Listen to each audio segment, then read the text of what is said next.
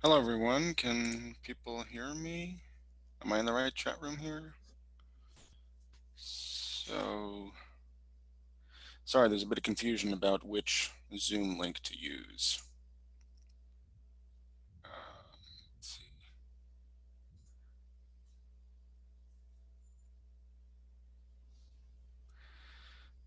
Let's see.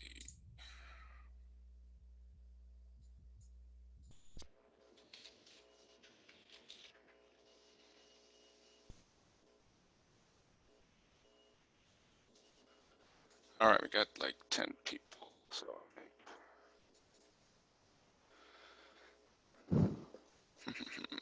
just a second.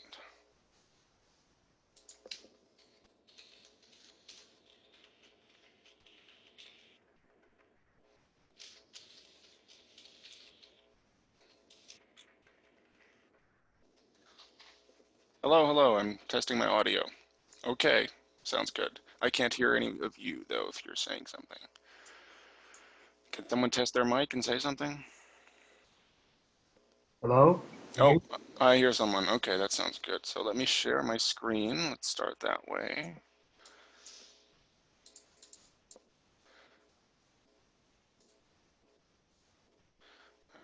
Okay, share screen. Screen one. Okay, so can people see my screen?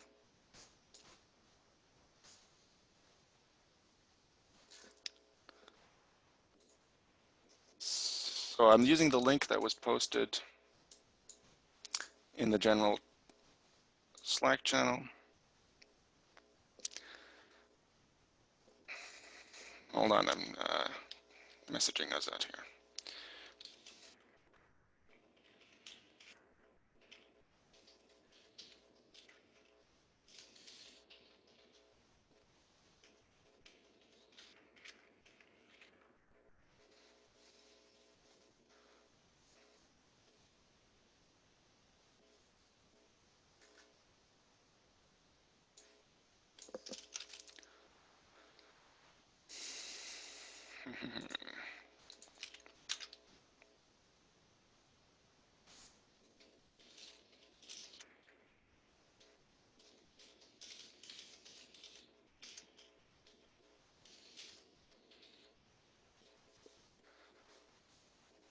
So, just a sec.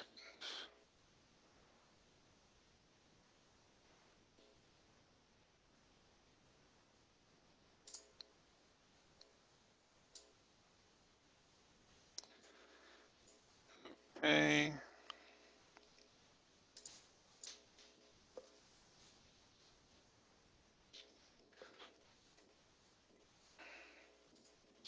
Working.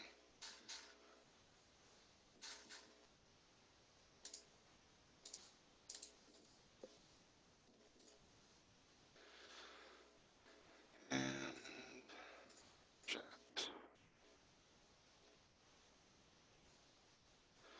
Okay, I'm watching the Zoom chat. So does everyone have the link? I guess if people don't have the link, they can't hear me ask the question. So let me just post the link on Slack as well.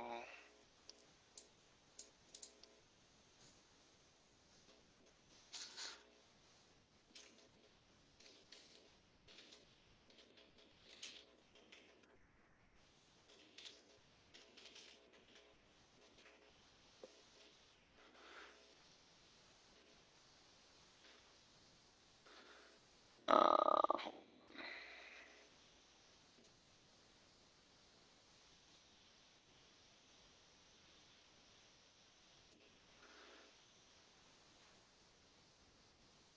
am I still online? Yeah, I guess I am. Okay. Okay, cool.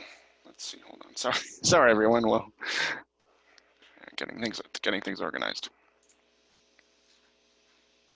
All right. So the ID of the Zoom is 256-998-908,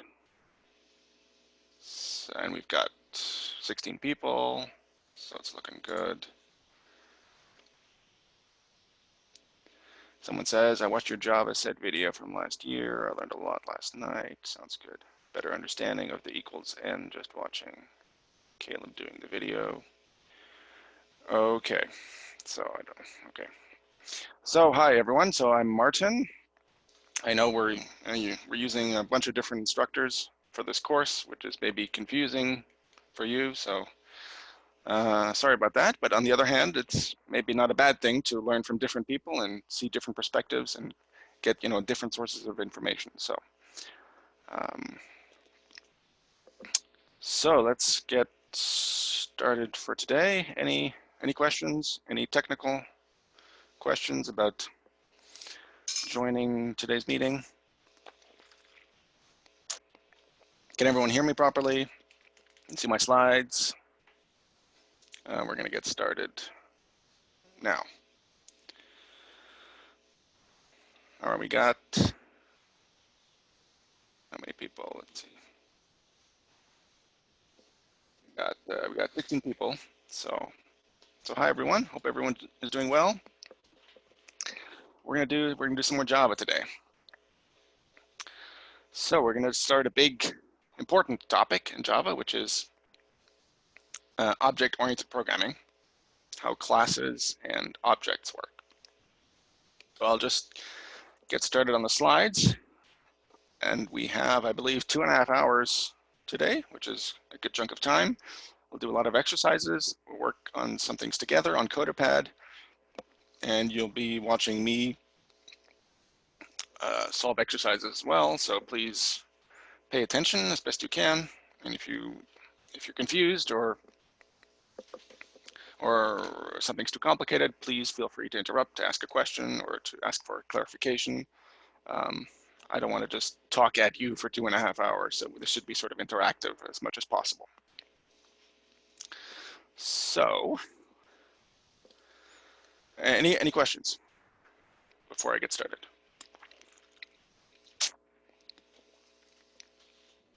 So if you want to use your microphone, don't forget to unmute yourself. And you can always use the Zoom chat if you prefer to ask a question that way. And I'm also looking at this Slack, but I think it's probably best to use the Zoom chat instead of the Slack right now if you want to ask me a question that way. Okay, so let's get started. Let me see, hold on, participants, okay. All right, so I can see the list of names here. Someone's called 18. We've got Alexei, Artur, Harry, John, Miriam, Natalia. Okay, George. And I won't read all the names, but nice to have you all here. Let's get started. So I'm in my slides here. So object-oriented programming is a style of writing computer programs that uses the idea of objects to represent or hold data and methods. Okay, Java is an object-oriented programming language, meaning that it allows and actually requires this style of programming.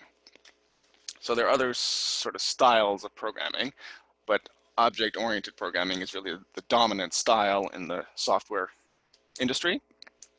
And it's very widely used and makes, once you learn how it works, it does make programming easier and faster, I would say. Some people disagree, some people maybe don't like object-oriented programming, but it's really very widely used in industry. And I personally like this style of programming, and it's definitely good to know this. And Java is all about object-oriented programming, so you can't get away from it if you're doing Java. So, okay, let's look at the third bullet point here. So code cannot be defined outside of a class. So you probably noticed that all of our code so far has been inside of a class called main or demo or whatever we decided to call it. So, okay, before I move on, let me ask, did you guys all install this IntelliJ software?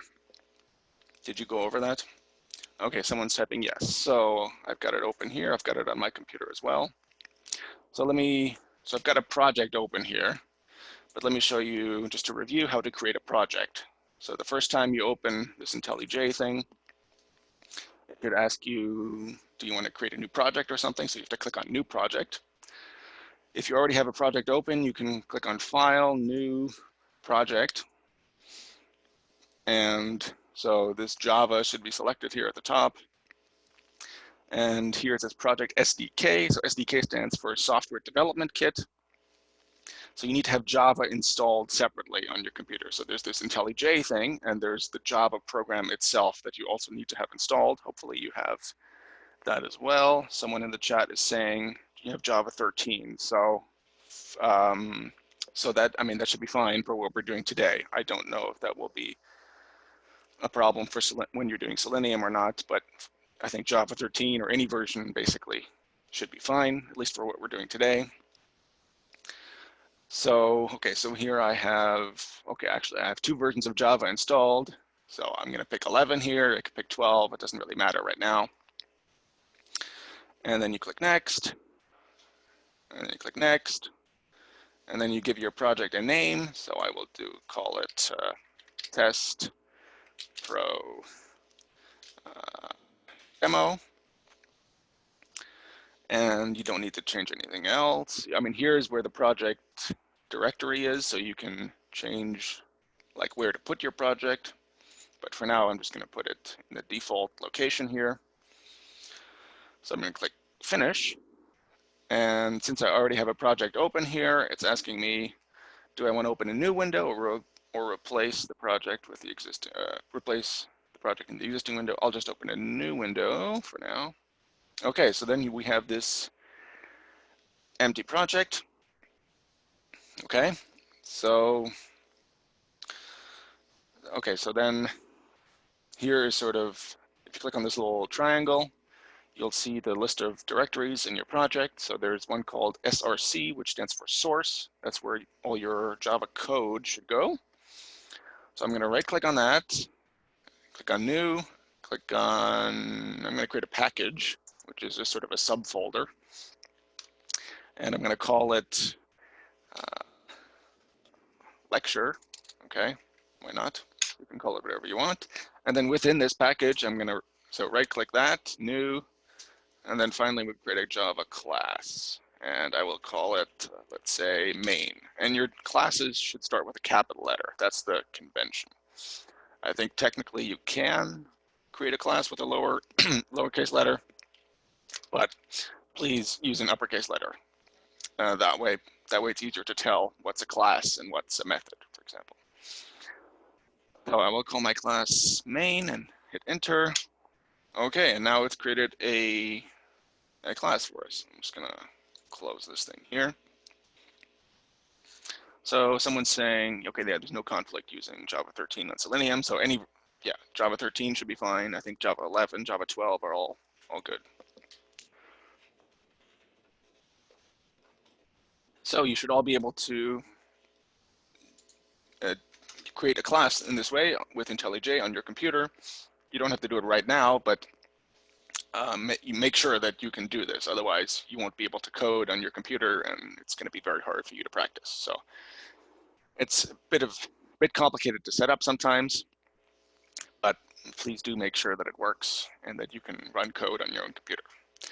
So let's see what we have here. So we have main.java. This is our file.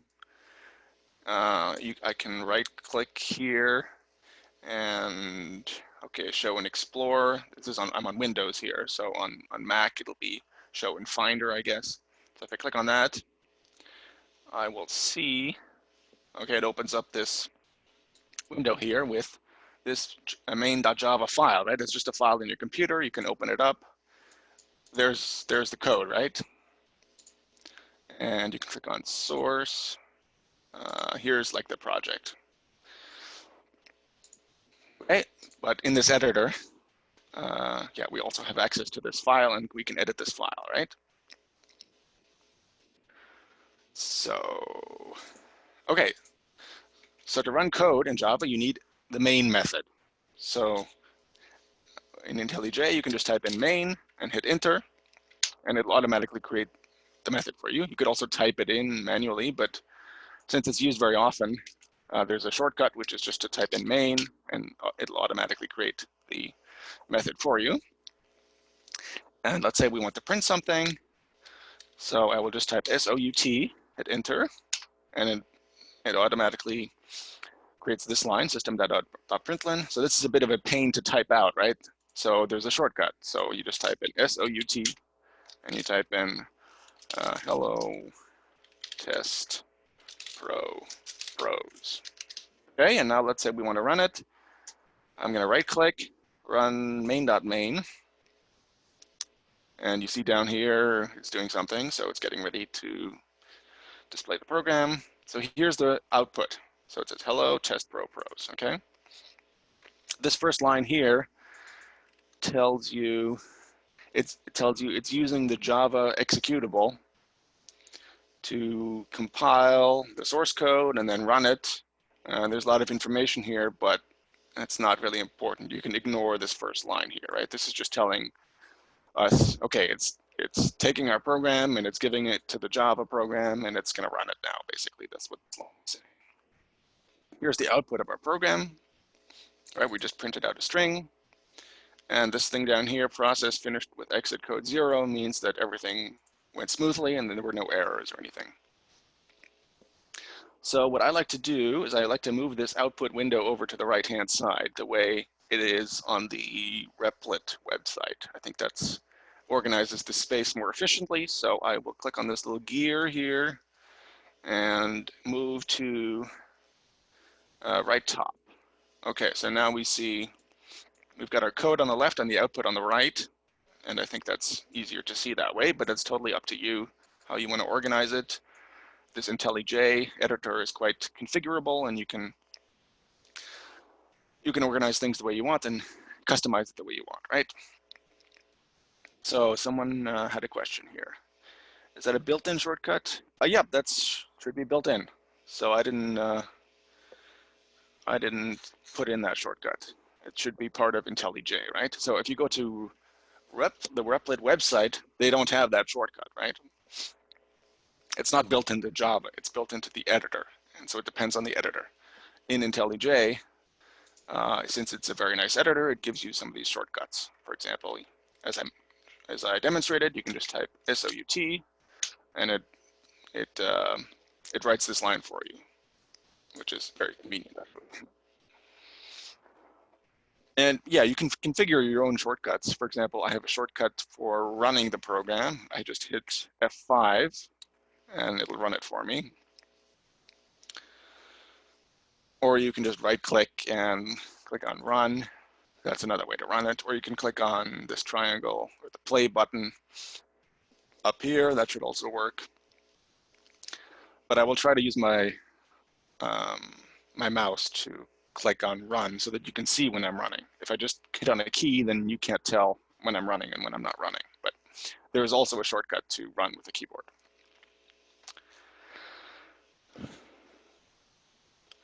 Okay, so that's just a little bit about IntelliJ. I hope you can all work with IntelliJ on your own computer. Let's go back to the slides here. Yeah, we're talking about object-oriented programming today. And I said here, code cannot be defined outside of a class in Java. Okay, so that's not true for all programming languages, but in Java, all your code has to be inside of a class. So Java really forces you to do things in an object-oriented way. So let's see, go back to IntelliJ here, you see, okay, it says public class main. So everything in between this curly bracket and this curly bracket is inside this class. So I guess I lied here. Here there's some code that's outside of a class. Well, it's not really code. It's just telling us which directory this, or which package really, this source file is part of. So if we go back to source here, since our main.java file here is inside the lecture file folder here, we need to have this package lecture line here. So that this goes at the top of of the file here. But so the rest of the code is this class. Okay, so what are classes for? what's the use of a class. So we'll get to that. So a class is sort of a blueprint or template for creating objects. And it also sort of defines a data type. So remember we saw different kinds of data types. There were the primitive data types like int and double and float and Boolean. And then we saw some other kinds of data types like string. So it turns out you can create your own data types with a class. So that's how new data types are created, is with a class. So I'm sure this is very confusing for now, but we'll get into some examples and then we'll clarify what all this means. But sort of a warning, this is a bit tricky and complicated, and everyone is confused the first time they learn about object-oriented programming. So just take some time and try to follow as best you can with what I'm saying today. All right, so let's look at this last bullet point here. A class is as I said, is a template for objects. A class defines object properties and describes object behavior. An object is a member or instance of a class.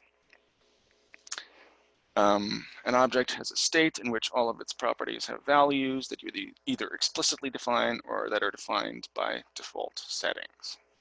Okay, so, let's go to the next slide here. So here we're talking about the difference between a class and an object, which is an important difference. So class is, as I said, it's a blueprint for creating objects. It's sort of how you describe, how should I put it? It's basically, or another word maybe is a specification for creating objects. It tells you, it tells you sort of the basics of what you need to create an object. An object is a specific instance created from a particular class. Understanding the conceptual difference between classes and objects in object-oriented programming is key. Here we have a visual sort of example, which might be helpful. So here the analogy is a car would be a class. So a car is sort of an abstract idea, right? There are many different kinds of cars. And objects would be like real cars in the real world from a particular brand, right? So you have like a Polo or a Mini or a Beetle. These would be objects sort of created from this general car class, right? So the car class specifies that maybe let's say a car has to have 4 wheels, has to have a trunk, has to have 4 doors or 2 doors or something like that, and an engine and a transmission. And then objects are particular versions of that general class, right? And so particular objects, cars can have different colors, can be blue, green, red, whatever. So each object will be sort of unique and different, but they all have something in common, right? And that's what the class is for. So, someone's saying, I'm looking at the chat here. Someone's saying, shortcut for running code on Mac, Shift Control R. Okay, I'm not on Mac, I'm sorry. It's a general concept of something, yeah. Skeleton, that's another word for it, yeah. Picture is really helpful, yeah, I think Azad added this picture, so, yep. Someone's adding another example. Class human, objects, heart, brain, veins. Well, the objects should be, I wouldn't say that's exactly right, because objects should be not just subcomponents of the class. Objects are a particular, are an example of that general class. So we'll see some other examples, but I don't think that example would be a correct way of thinking about it. Okay, so let's go to the next slide. So how do we do this in Java? Classes can have, classes can have attributes and methods. I know I'm throwing a lot of words at you here, but we'll figure it out. So all code inside a class is either an attribute or is part of a method. Okay, attributes The definition of an attribute is that it simply stores data, and methods, we've seen methods before, right? Methods can be called to do something. Methods, another word for method is function, right? So here on the slide, I have an example class. Okay, right now it's empty. It's just, we've got some comments here. So inside of a class, you can put either attributes or methods, right? That's all you can put in a class. There's no other types of code that you can put in a class. Attributes, yeah, attribute is equal to variable. So yeah, think of variables when you think of attributes. Attributes is just a name for these things inside of classes, right? So, okay, here's an example. On the slide, we have a class called myClass, and here's an attribute, or simply a variable, an integer, int x equals 2, and we have this method, public void print hi. So I don't know if we've covered what all these words mean, public and void, but for now you can ignore them. So the important part is the name of this method. So here's the name, print hi, and then you need the parentheses and curly brackets to tell Java which lines of code should be inside of that method, right? So we have system.println. So when you call this method, it'll run this line of code which prints out hi. So let me show you an IntelliJ.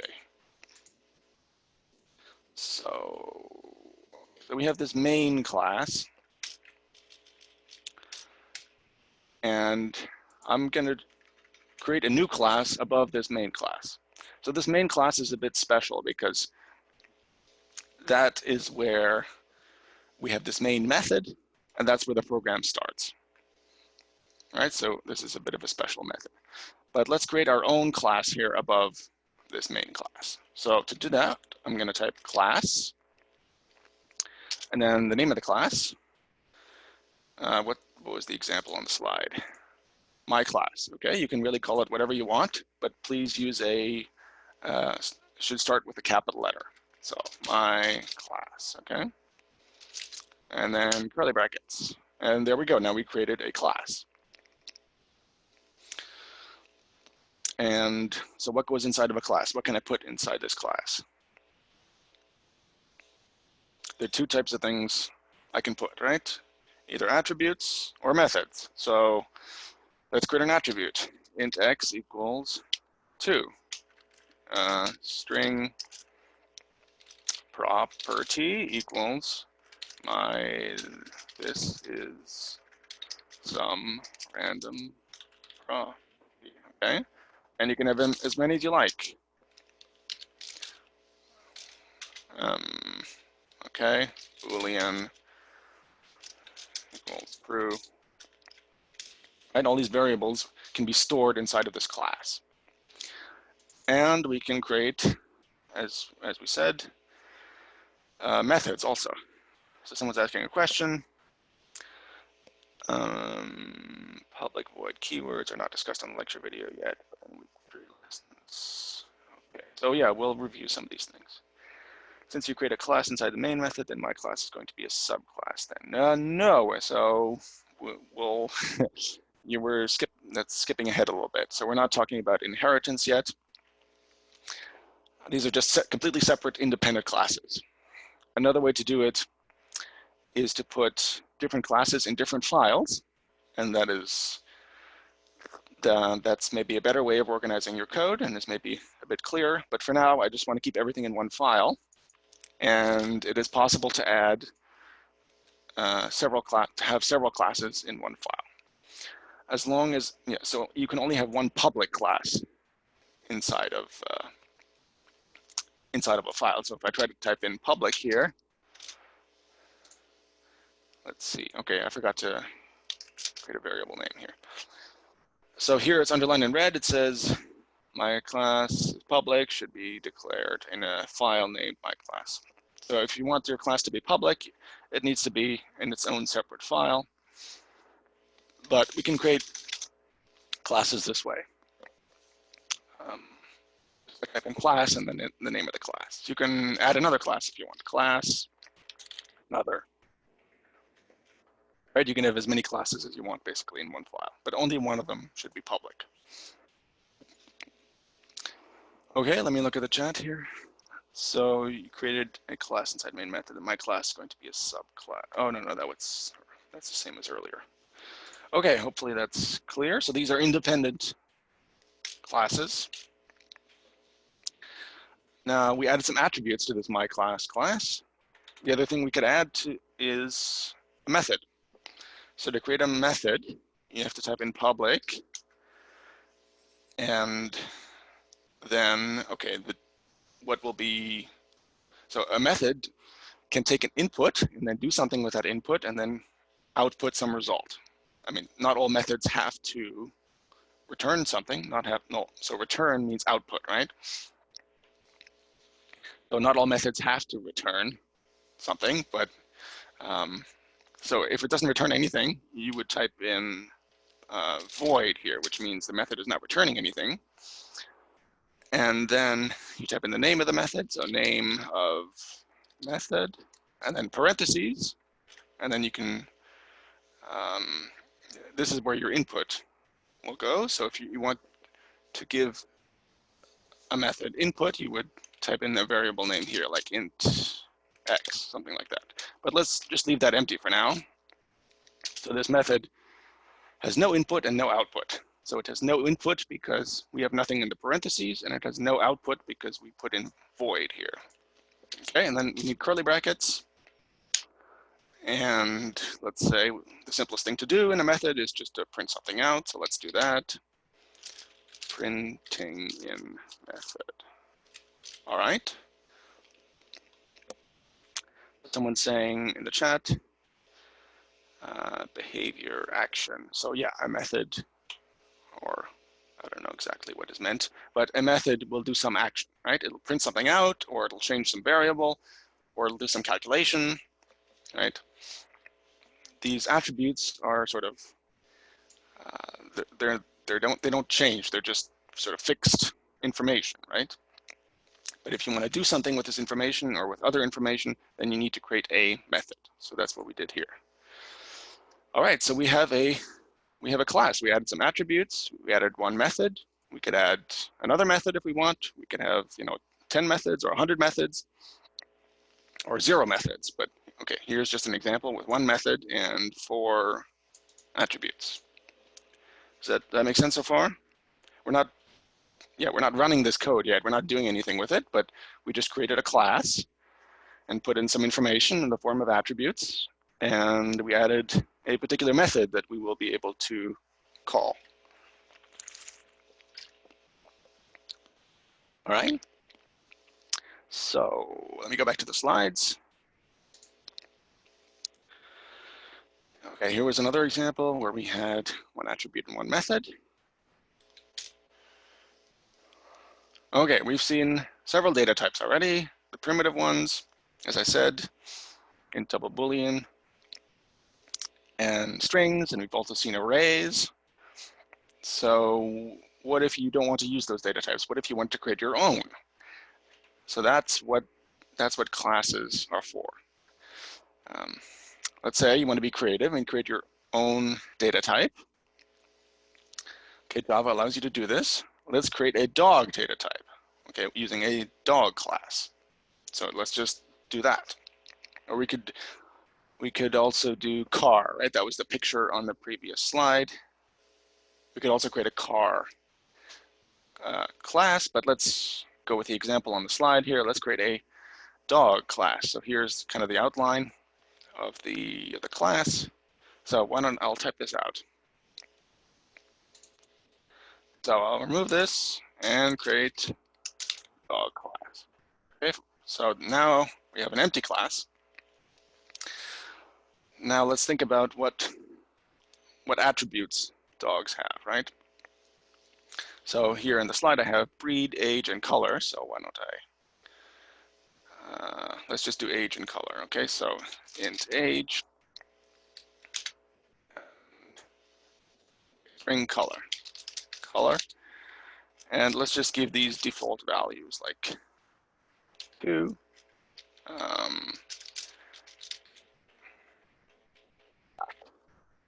Okay, and we have a very simple class called dog. The question is, what do we do with this?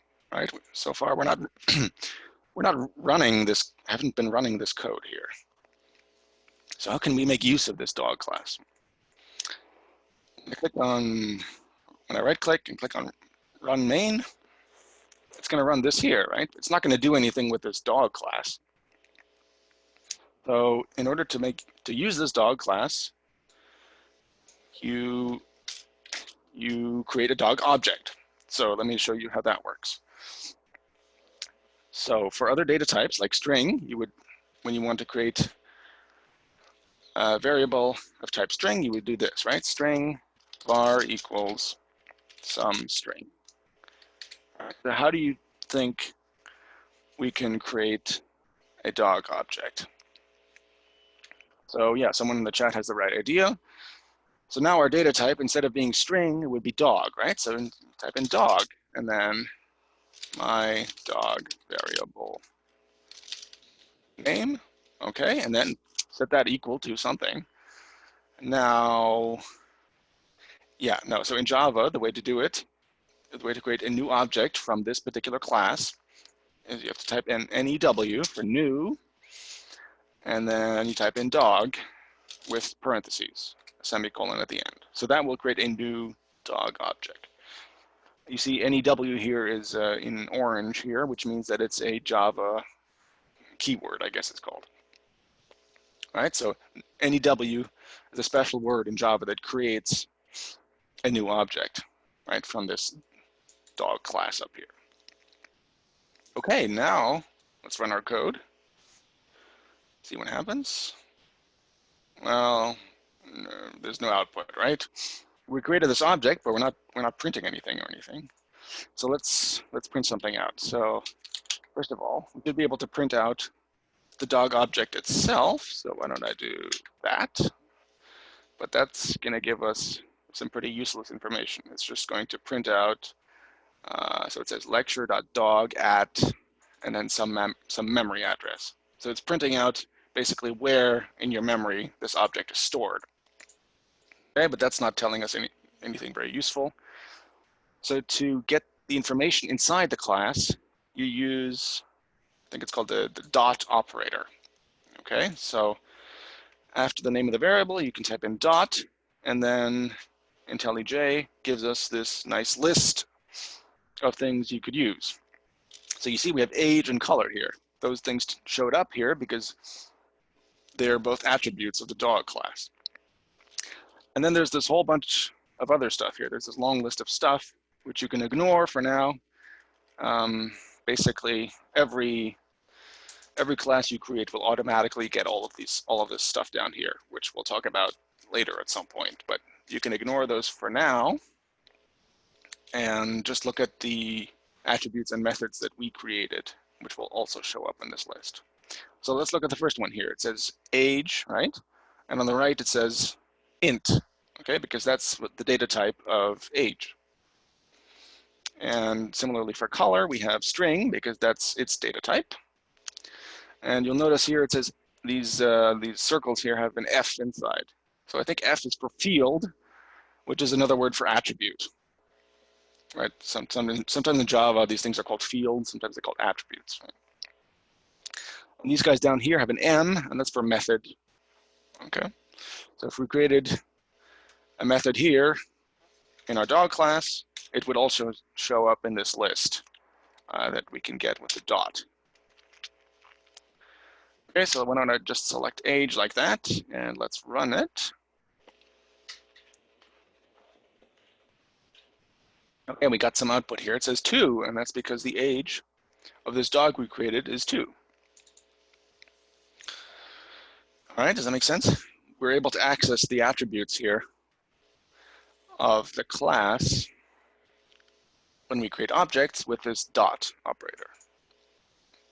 Okay, and okay, we could also print out my dog dot color. Okay, I'm gonna run that.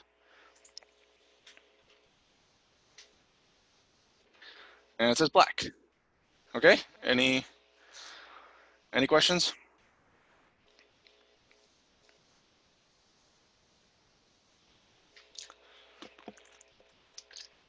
Does someone ask, you always create objects in the main method?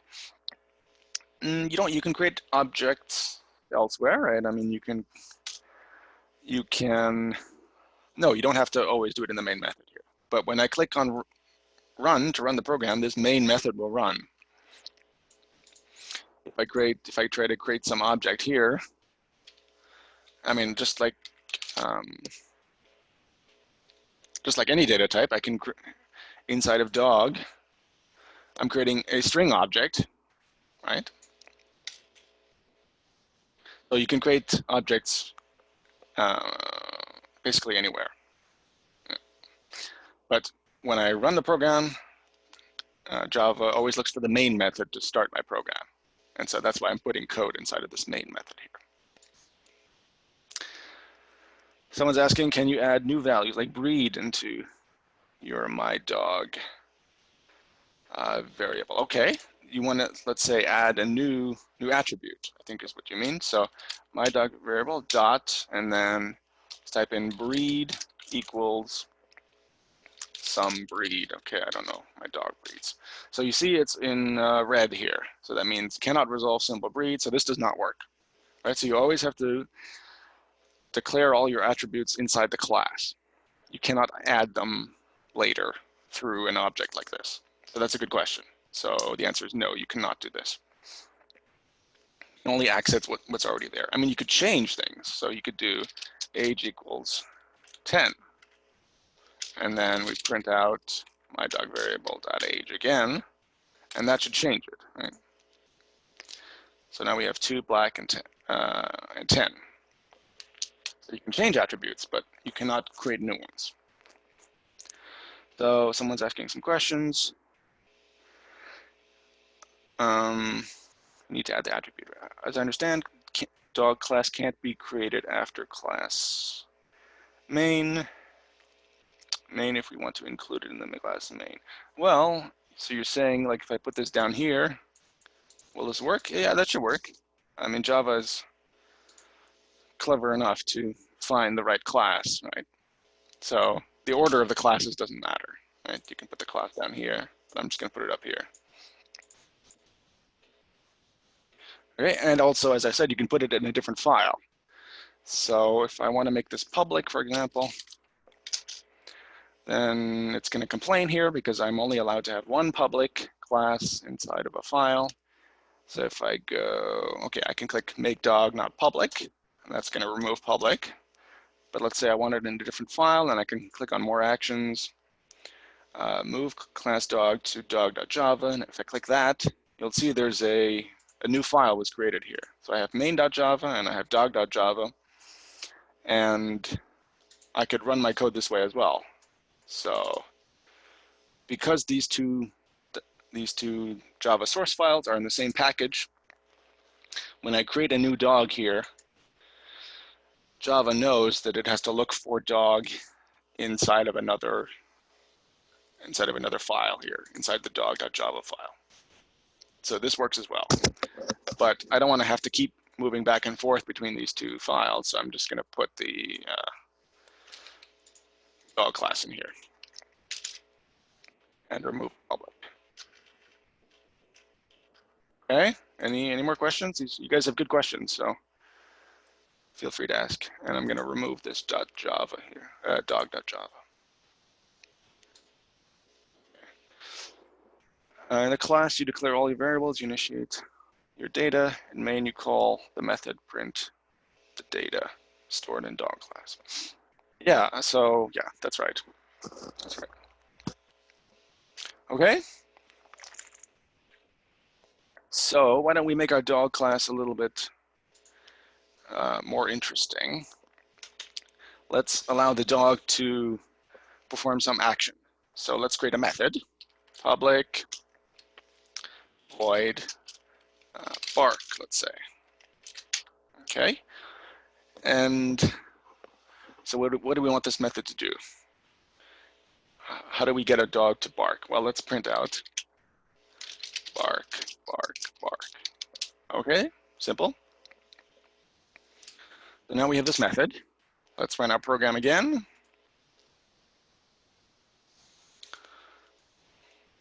All right, is it going to print out bark, bark, bark? No, it's not, because we're not calling this method. We're not using this method, right? So let me just first of all get rid of this string, and let's get rid of it for now.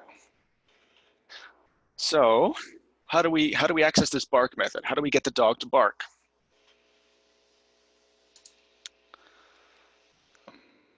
Yeah, you have to call it. So how do we call it?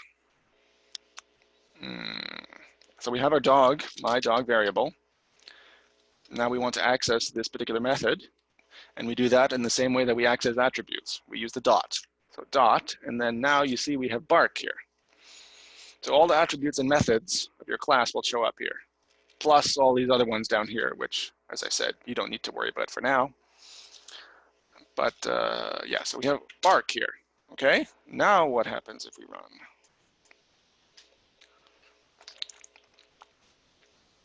Okay, now it's working, now it's barking. And we can make our dog bark over and over again. So let's do that a few more times. My dog, oh, this is an unhappy dog. Okay, okay, let's bark 4 times.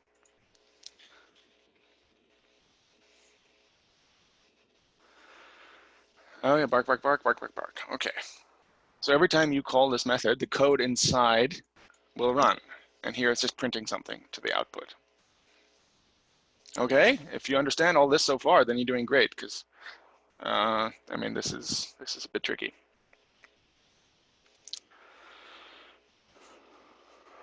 Okay, let's go back to the slides. So here I had this example class. I had bark, eat, sleep. Okay, I can create another method. Sleep, public, void, sleep. Whoops, eep. Okay, and now this method is empty for now. So is that a problem? Can I have an empty method? Is that going to give me an error? What do you think? If I do my dog dot sleep and I run this, will this give me an error or something? No, it didn't give me any error. It also didn't do anything though. So you can have empty methods. That's allowed in Java, but it's useless, right? Because there's no point in calling an empty method. But it's not an error, right, to have an empty method.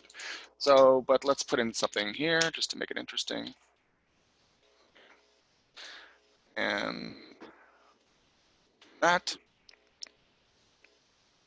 Okay, so first it's barking, then it's sleeping.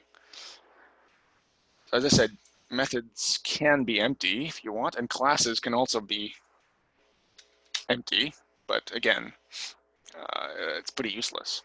So usually classes have something inside of them. What else? Okay, does that make sense? So someone's asking, is it important to keep using the public keyword? Because without it, by default, it's always public, unless we use private.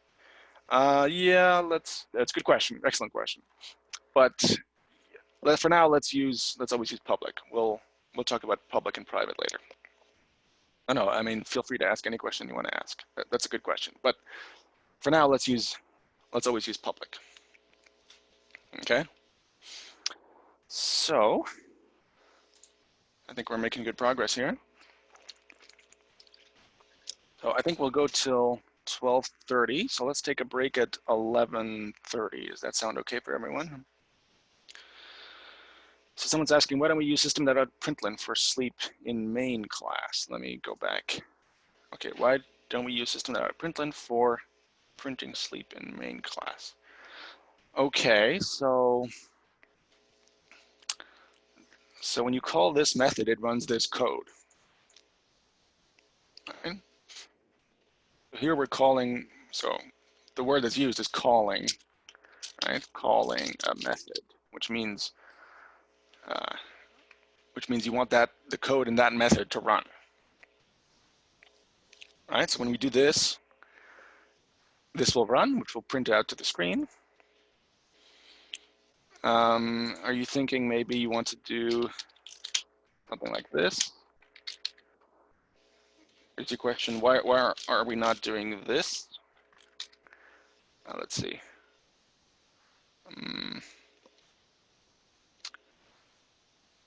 Yeah, okay, so the problem here is, in this case, okay, my dog variable dot sleep, this is this method, and this method doesn't return anything.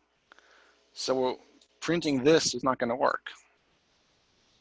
Another way to do it would be to, instead of printing things here directly, you could return a string.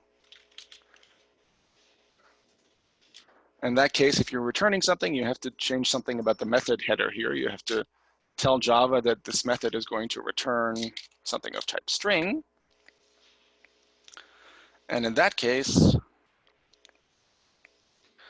what if we just, in that case, this line here, just calling the method, that's not going to have any effect, right? That's not going to do anything. Right, we're printing out the attributes and we're barking, but we're not sleeping. Even though we called the sleep method, it didn't print out ZZZ, right? And that's because in this case, when we call the method, it's returning something, but we're not doing anything with the thing that was returned. So instead of that, instead of this, we can print out the thing that was returned, which was the string. So let me run that. And in this case, it's printing out the Z's, right? So this is definitely a bit confusing if you've never worked with methods before. It takes some time to learn how they work and how to set up the input and the output properly. The simplest thing is just to have a method that does not return anything, so you type in void, and it has no input parameters, so you leave the parentheses empty. And so yeah, you don't return anything, you just do whatever you want to do inside this method. So use this line here. Okay, and we're gonna use this line here. Let's not worry too much about returning things in methods for now. Let's just keep methods simple. So that means you put in void to tell Java that it's not returning anything. Any questions?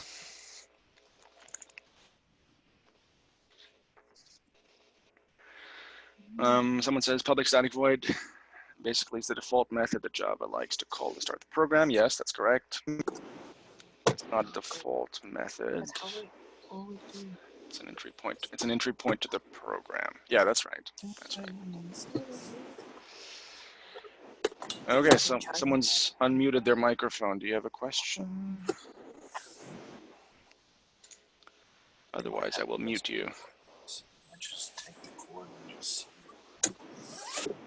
Okay, I will mute you because you don't seem to have a question. Okay, let's go back to the slides. Okay, here's the example we had on the previous slide. We have a, can I make this a tiny bit bigger maybe? Okay, we have a dog class with some attributes and some methods. And as I showed, to use this particular dog class, we need to go to our main method and create some dogs, and then we can access the attributes and the methods. So one thing I should show you here is, here we have only one, we only created one particular dog with this dog class, but you can create multiple dogs, right? Your dog equals new dog. Oh, that's, okay, I didn't do this right. So first you have to type in dog, your dog equals new dog. All right, so now we have two dogs. Just like in the slides, let's go back. We had, okay, we have multiple types of cars that you can create from the car class. Similarly, we can create multiple types of dogs from the dog class, right? So let's create another one. Third dog equals new dog.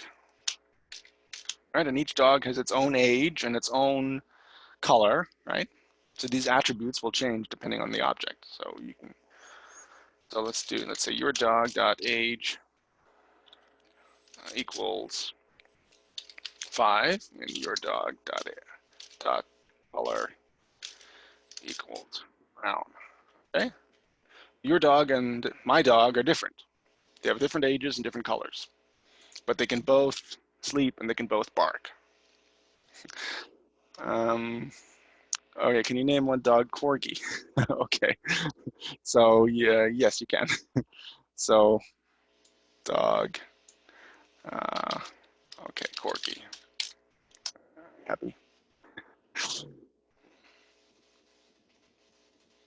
Okay, now, okay, back in the slides here. To access an object's attributes or methods, use the dot operator, as I said. We've seen this before. Actually, yeah. So when we created strings, to access the length of the string, we also use the dot operator, right? And length is just a method of the string data type. And string has many methods that we saw a while ago, right? All those methods are defined somewhere in Java, and you can access them, yeah, access them the way that you access methods for your own classes as well. Okay, makes sense? Okay, on the slide here, our class is pretty basic. We have not set breed, age, and color to do anything, and our methods don't do anything. Let's add some code to make it more interesting. So that's what I did in the example. So one thing here, I've got a method called getting older. So let's add that method. That's sort of interesting. I'm gonna add one more method here. I can have as many as I want, basically. So public void getting older. That's how life works. What should the getting older method do to our dog?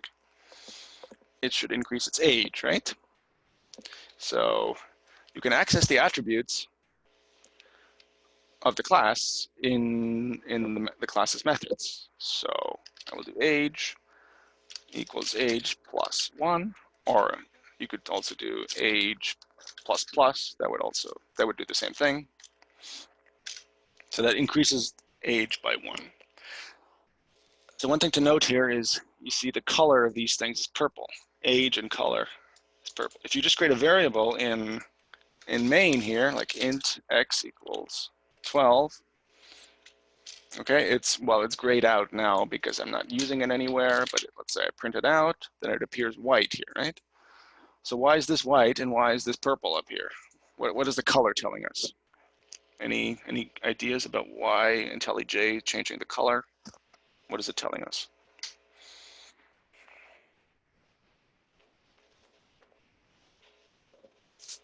So inside of a class, Java knows that these things are attributes, and to remind you that these things are attributes, it colors it in pink or purple or whatever it is. So that's, yeah. So, okay, I can create a new variable here, for example, int set x equals 10, right? And that's not purple because this is not an attribute of this class. So the purple ones are the attributes. So when I'm setting age equal to age plus 1 here, I know I'm changing the attribute here because this shows up in purple. So that's kind of nice. Okay, so let's test it out. I'm going to remove some of this to clean it up.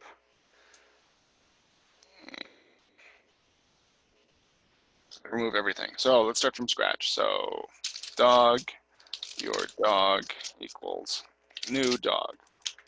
Okay, let's print out the age. So by default, age is 2. Your dog dot age. So I'm going to right click, run main. So it prints out 2. Now let's do your dog dot getting older and print out your dog dot age again. And now it's 3 because we called this getting older method, which increased the age by 1. So does that make sense? You can use these methods inside of a class to change the attributes. That's often what methods are used for in a class. Okay, let's move on. We got a lot to cover. Everyone doing okay so far? I know it's a lot of information to absorb, and let's let's take a break in half an hour. So we got like half an hour to go, and then we'll take a break, and then we'll continue until about 12:30 or so. Is that okay for everyone? Okay, next slide here. I think we covered this basically. So I'm saying class attributes are variables within a class. So here's an example. Here's an example of a class with 2 attributes and no methods. Okay. And then we're creating an object with this class and printing out its attributes and changing the attribute here. And that's the example we just did. So I'll move on to the next slide. Okay, we covered this too. Methods are a set of procedures used inside the classes, or procedures or actions or functions, or there are a variety of words you could use. But in order for the code inside the procedures to run, you have to call that method, right? So here's an example of a class with no attributes and 1 method, right? And then in main, I'm creating an object from this class and calling its method, and that prints out hi, right?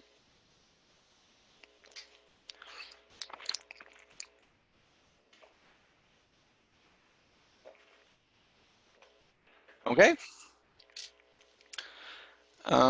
Types of methods. So here we'll talk about static methods. I think I don't want to do that right now, actually. Constructor. We'll cover this maybe a bit later. Why don't we do a few exercises on CoderPad. I'll let you guys do some coding. So create a class with an integer attribute x equal to 5, initialize an object of this class, and call this object within the class and print integer. So let's go to CoderPad. I will post the link in the Zoom chat.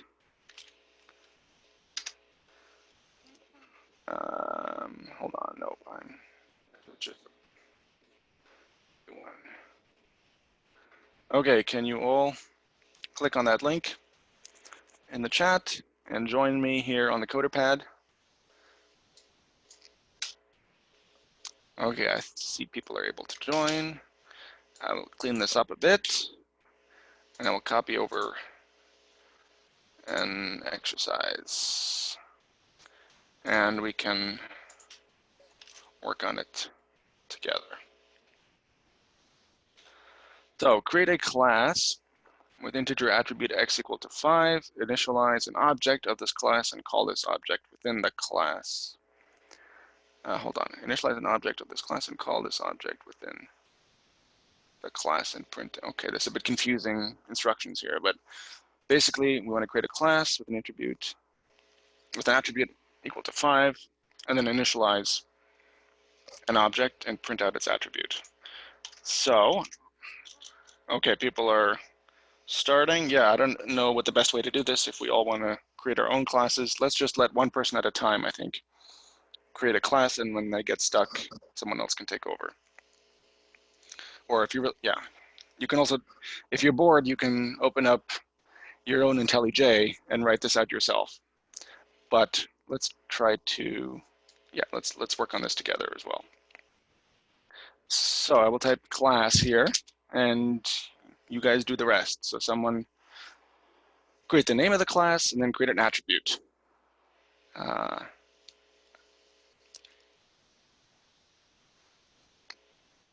Okay, try, sounds good. And you used a capital letter for the class, that's also good. That's the convention in Java. Okay, int x equals 5, excellent. I think we're pretty much done with the class. Now it says to initialize an object of this class and I guess print out the attribute would be the only thing to do here. So yeah, we finished our class. It's a very simple class. It just has one attribute. And now someone is typing out the code necessary to create a particular object from that class. So we have a variable called myTry. The type is try, and that refers to the name of the class. That's right. I think we're doing good so far. Now we created our object. Now what can we do with this object? It's a pretty simple object, right? It doesn't have much, it just has one attribute. We could maybe print out the attribute to show that it works.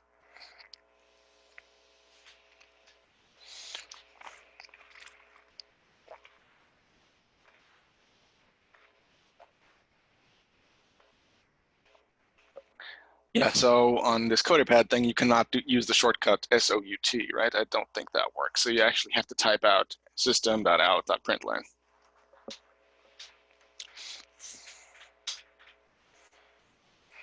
And yeah, try to print out that X attribute.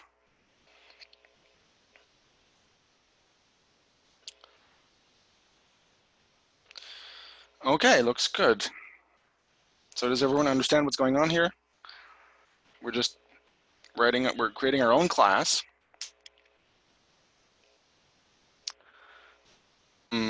Someone's typing also a constructor. I'm not sure exactly what you mean. So can someone run this code? Or I'll click on run. All right, so you see 5 appears here, and that's because our attribute is 5. So,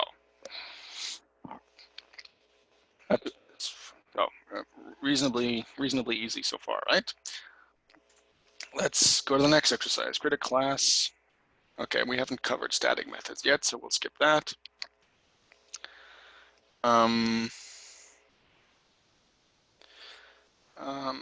Okay, why don't I had some other exercises. Okay, create this. Okay, let's do this one here. Okay, create a square class.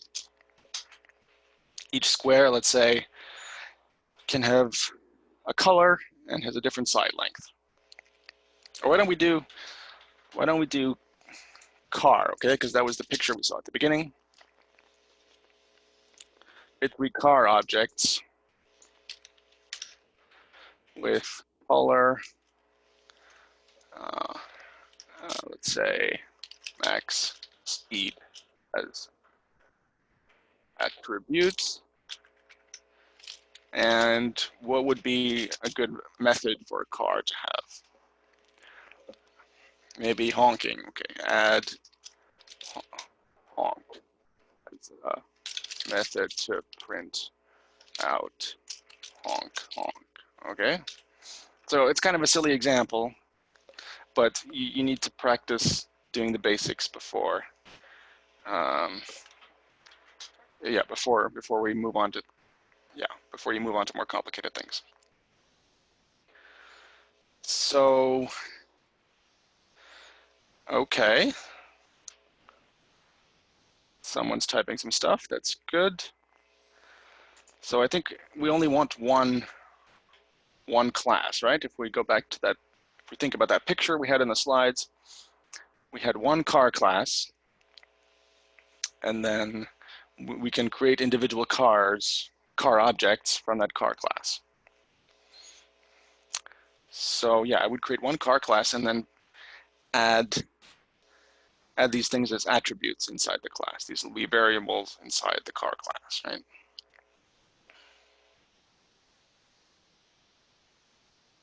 Okay, so you guys are, yeah, feel free to type.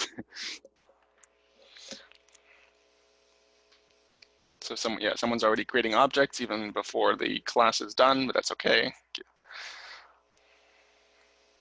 So I'll remove color, max speed, and honk as classes because these should actually be attributes. So yeah, you guys are doing great.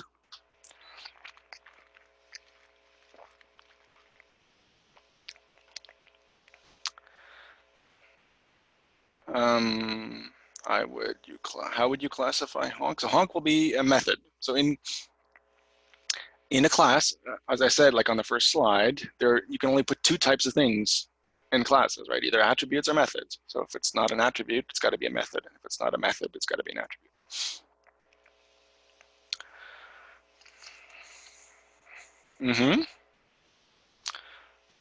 So yeah, so to create a method, I haven't explained this fully, so I'm sure this is confusing a little bit. To create a method, you do need to type that public void and then the name of the method. So yeah, void just means that it's not returning anything because let's just print something out. Let's not return anything.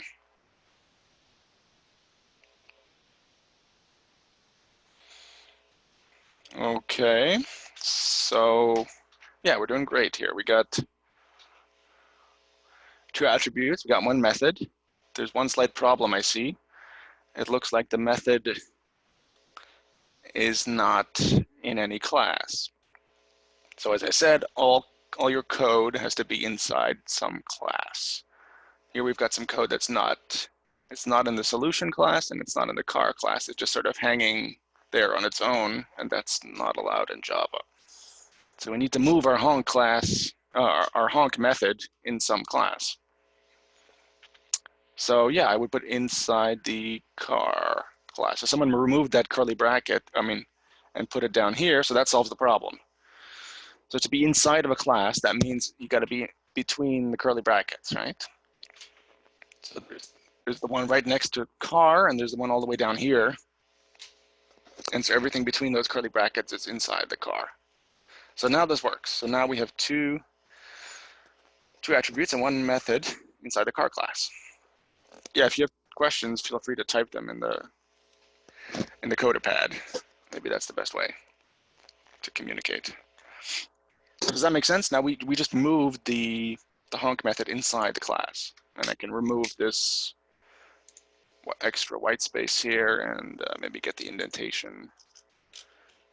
Use 2 spaces for indentation here. Okay, so our car class is done. Now in main, someone's creating car objects. That's excellent. So we call the first car myTry. Let's print out max speed and color. Yep, looks good.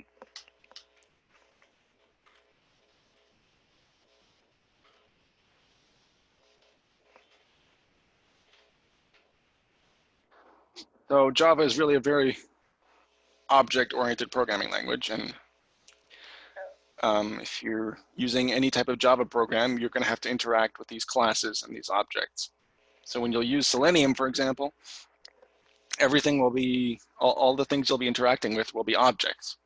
So for example, on a web page, there'll be like elements and buttons and things, and those will be represented as objects in Java. And then you can interact with those objects through methods. For example, you'll be able to call a click method on a button, and that will click that particular button automatically for you. Right? So, okay, we're making progress. Printing out, okay, we're printing out the 2 attributes, and then someone's trying to print out the method. So that is not quite going to work. So, excuse me. So what we want to do is we want to call this particular method. So someone's moving some stuff. Okay, someone else created their own class here. Sure, okay, but let's work with his original car class. Can I just comment that out for now? Let's just keep going with what we had. So here inside of main, we want to actually use this honk method that we created. We want to call the honk method. How does one call a method in Java? So what we have here, that's not going to call it. That's we're trying to print out the method basically, which is not going to work. So here, okay, here it says my tried on honk. That's right. So this is correct here. And so this will not work. I will comment this out. Okay, I will try to run it. Do we have any errors? Nope, seems to work. So the output is 100, red and honk. We printed out the max speed. Let's say it's 100. Okay, good. Print out the color, and we call the honk method. So let's see what happens if we try to print this, like someone suggested. Let's see what happens. Okay, so we get an error. So it says, cannot find symbol, honk. So here you're treating honk as an attribute, basically, but honk is not an attribute, it's a method. Yeah, so you could try to add some parentheses. Someone tried to do that. Let's see what that does. You see it's underlined in red here, so it says the method is not applicable for the arguments.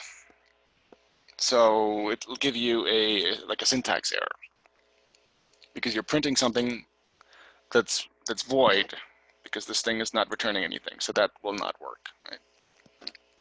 Exactly. So someone typed up here, we're using print up there, so we don't need to print it again. So this is correct down here, and this I will remove.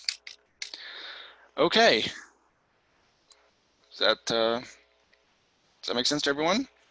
So yeah, now you know how to basically create classes and access the methods and attributes of that class. So I mean, it's not a whole lot more complicated than this. You just have to practice it and get used to the idea of writing code in this way, basically. So let me go back to the slides.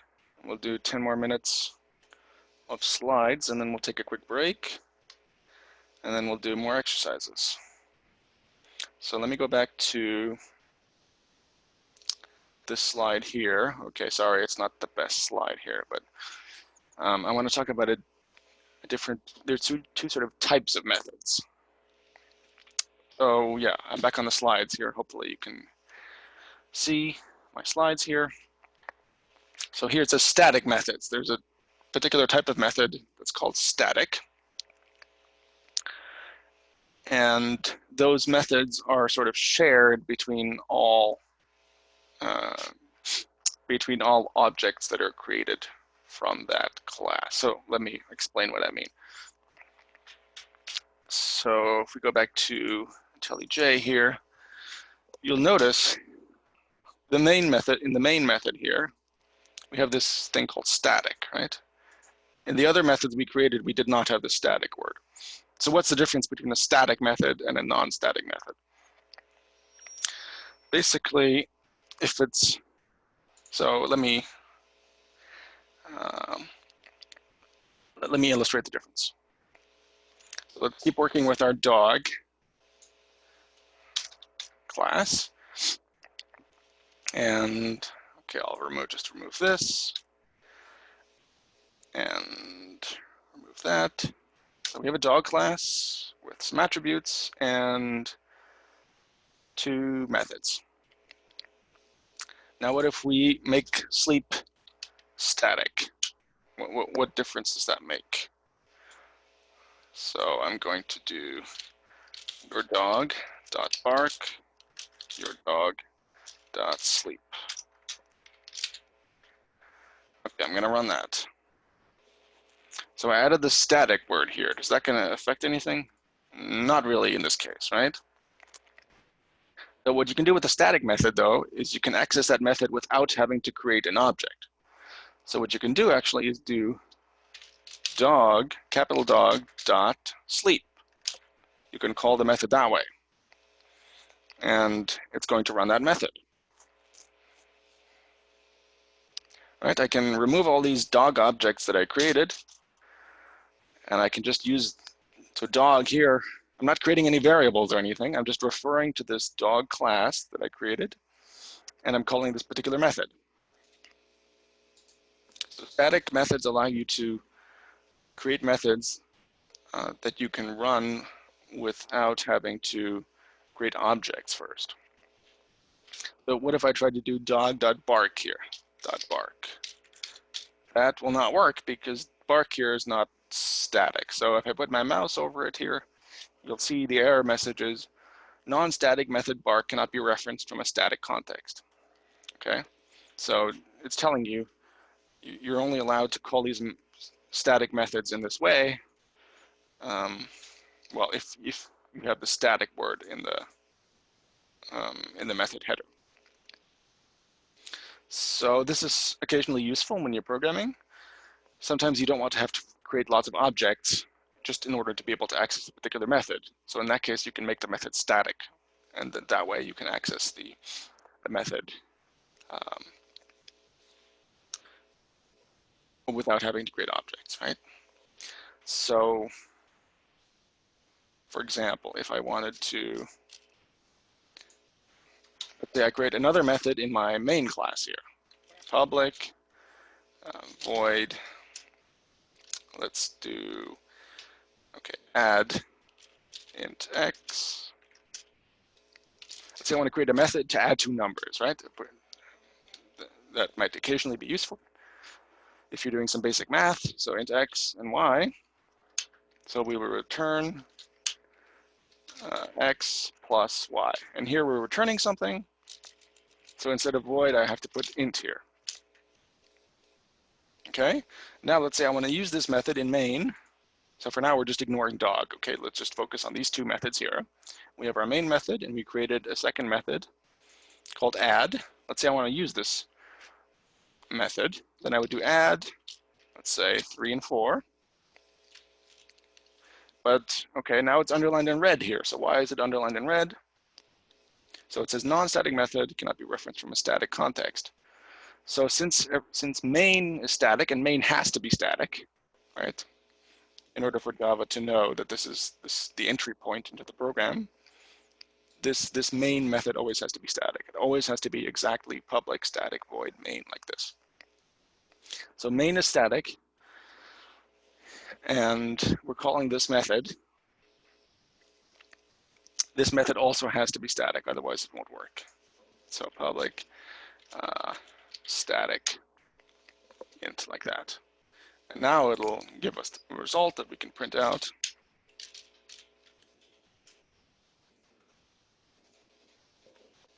So now it should print out 3 plus 4, which is 7, right? So someone's saying on the chat, static are associated in the class which they reside. Also static can be called even without it creating an instance of the class. So that's right. So does that make sense? It's a bit it's definitely a bit confusing, but if you're ever trying to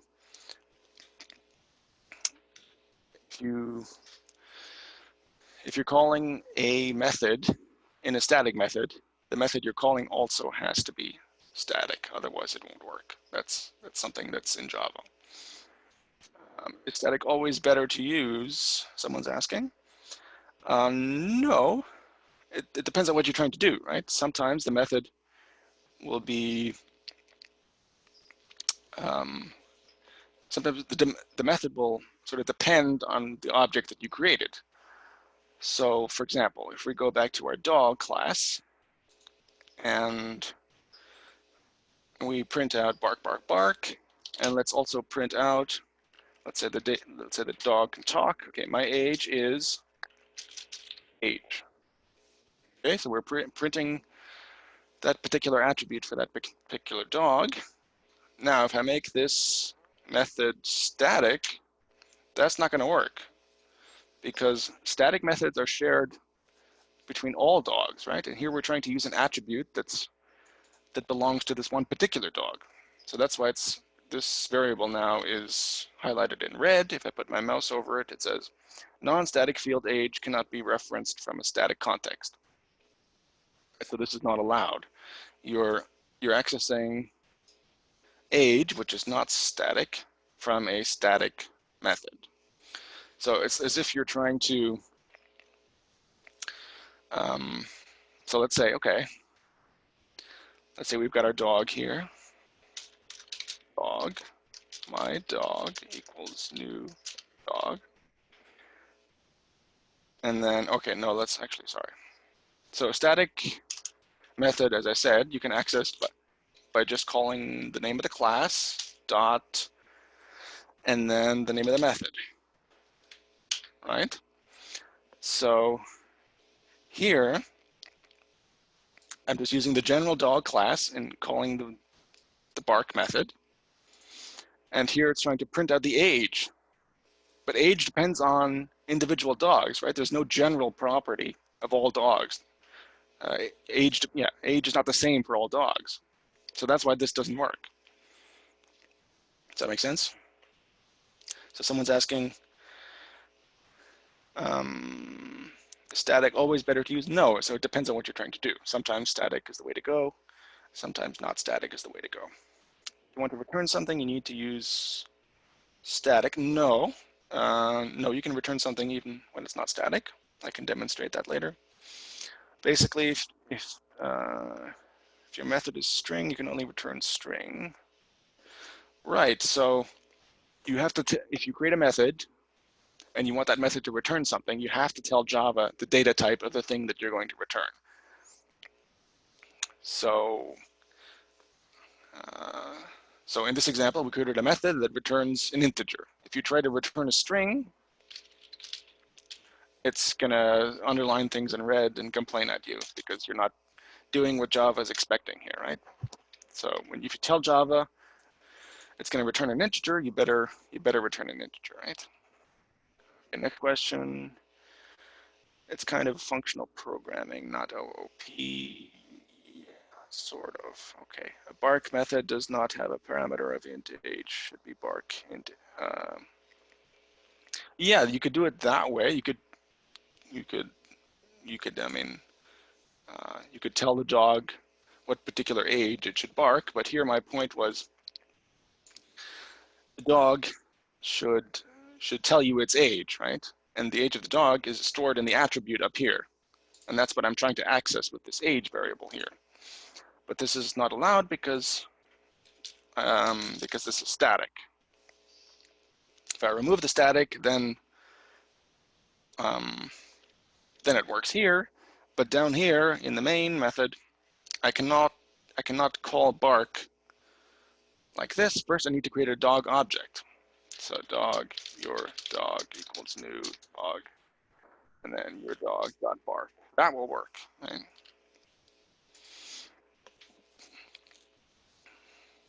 Basically, static methods and attributes can also be static, actually. Static methods and attributes are shared, are sort of the things that are in common between all objects of that class. Right? But if you need an attribute or a method that refers to a particular object, then the attribute and method should not be static. Okay, so that's definitely a bit confusing, and we'll review that. But for now, it's 11:30. Why don't we take like a 10-minute break? I know I need a break. I'm guessing you guys need a break too. So let's come back in 10 minutes, and we'll continue for about another hour or so. So I will mute myself, and if you have questions, you can ask in the chat, but I will go get a drink of water. Okay, see you guys at 11:40.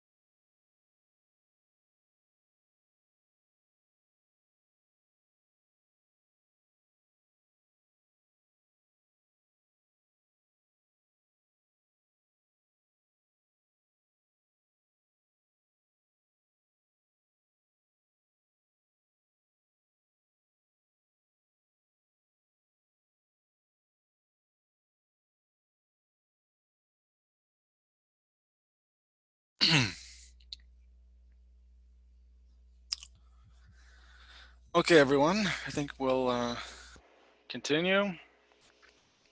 It's now 11:40. Is everyone ready to go for another hour or so? I think it's supposed to go till 12:30, but we started a bit late, so let's go till 12:40, which is exactly another hour or so. So I think why don't we practice using methods a little bit and creating methods.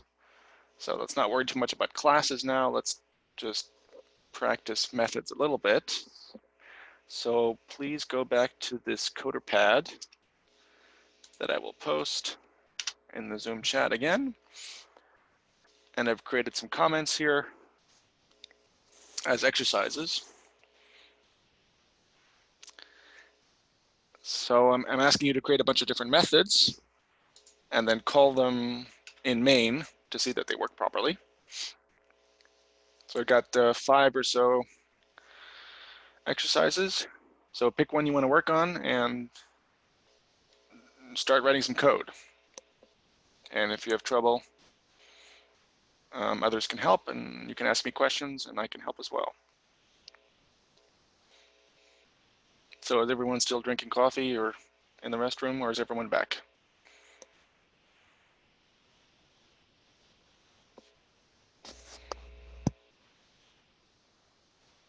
Okay, no worries. So for those who just joined, I'm asking you to please go back to the coder pad.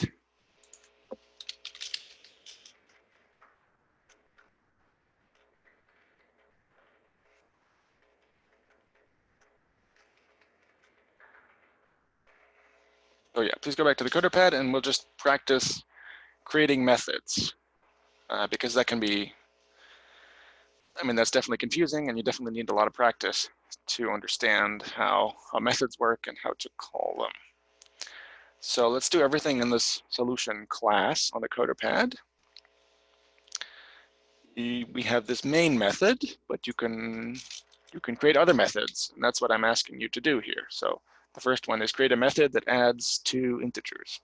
So this method will have two parameters, and it should return another, well, the 2 parameters are integers, right? And it should return another integer that is the sum of the 2 integers.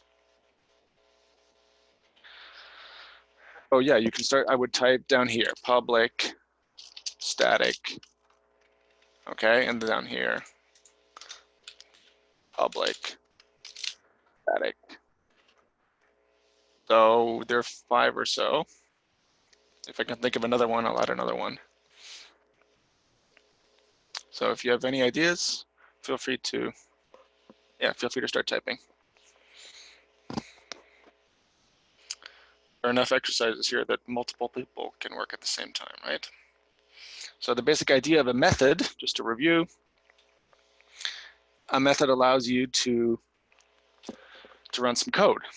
So you could have all your code inside of the main method, let's say, but that would be very hard to understand and very hard to be organized.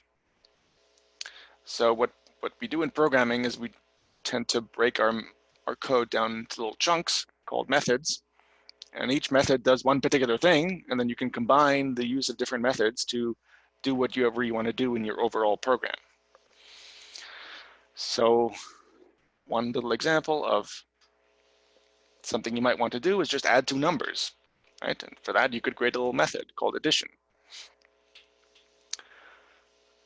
So, okay, well, yeah, one thing to note is that methods generally should start with a lowercase letter. They can be uppercase, but just so when you're programming, it's easy to identify what's a class and what's a method. We usually reserve the uppercase letters just for classes, and we use lowercase for methods. All right, you guys are doing good. So we have an addition method that takes 2 integers. So these are called parameters, right? These things in the parentheses after the name of the method, these are called parameters. That's the input to the method. And as always in Java, when you're telling the code about a particular variable, you have to say what type the variable is going to be. So a method has to know what data types it's dealing with before it can do its work, right? So that's why we have int a and int b, and we can't just have a and b, right? We actually have to tell Java what the type of that variable is as well. Okay, someone's writing, we are calling it here, and that's right. But okay, for the addition method, why don't we return the result of the sum and not print things in the methods directly? So let's always try to return the result of our calculations in these methods. And another option would be to print it inside the method, but let's practice returning returning our result.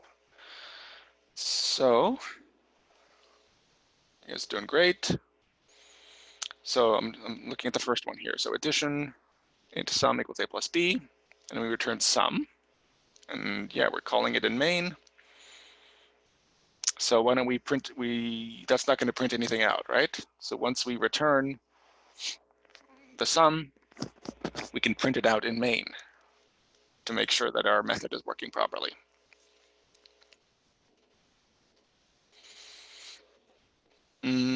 Yes, so you have to do that in main. So once you return something in a method, then that method stops, right? You cannot put any code after the return statement. If you return something, then the method is over. It's done its job. It's given you a result, and at that point, the method is over. So now in main, we're calling addition, and that addition will return a value, presumably 11. So somehow we need to print out that result. How can we do that?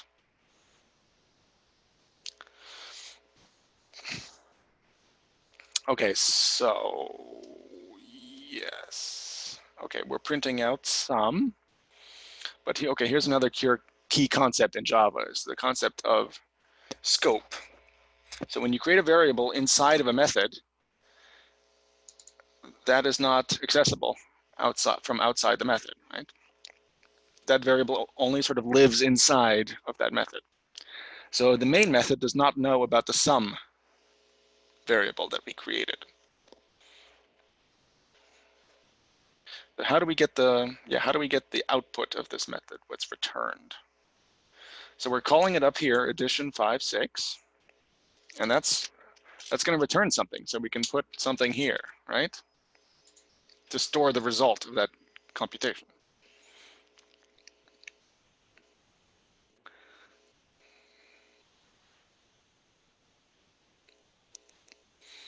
Yeah, that looks good. So yeah, we need to recreate that sum variable. It's going to be a different variable, right?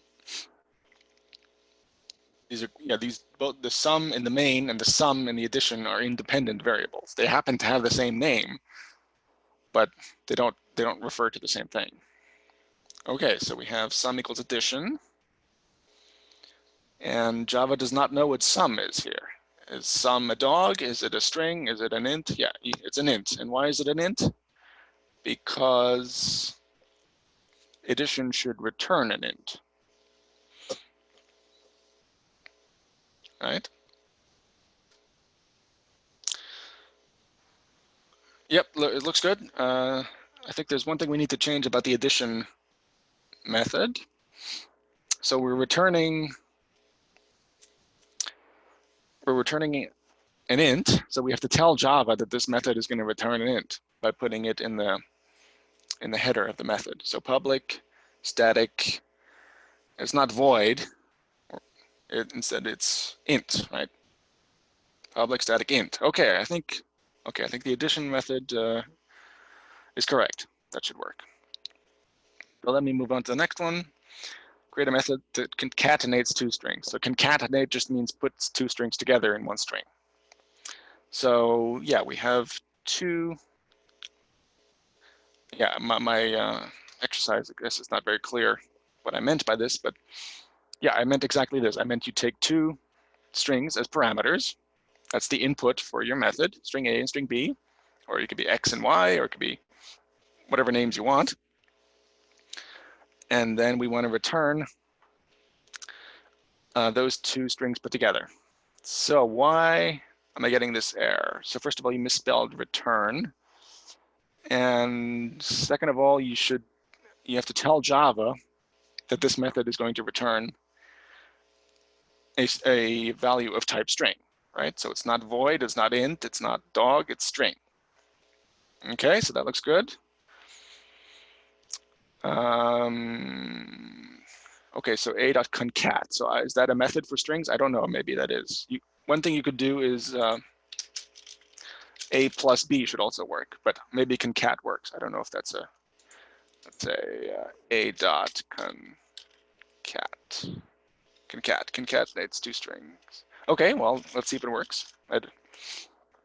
You could also just add, put them together with the plus sign. Okay, concatenate looks good. Let's see if we're using it properly in main.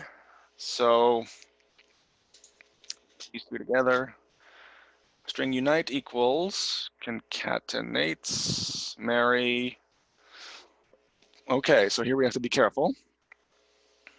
Yeah, we have to call that concatenates method. How do we do that? So we have this nice method that glues two strings together, right? Concatenates. Now we want to use this method. So we do that in main. We can call or use whatever word you want to use, the method. We want to check it on a particular example to test it out to see that it works. So Mary and B, okay, but you have to use the name of the method concatenate somehow in order to call that method.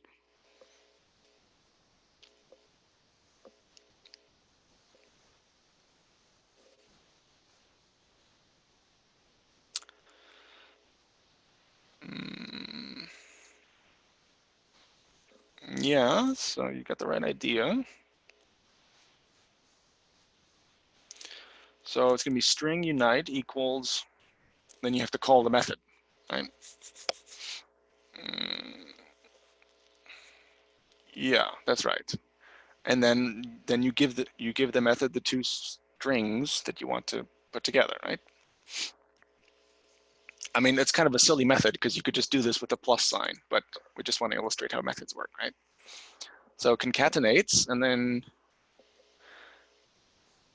the two strings. So separated by a comma, right? Like we have string A, comma, string B. So up here in main, you have to have concatenates, some string, comma, another string. No, so the concatenates is correct. So let me delete this. Here you need to put A, comma, B, right? What is A? I mean, you just come up with some string, like Mary or whatever you had.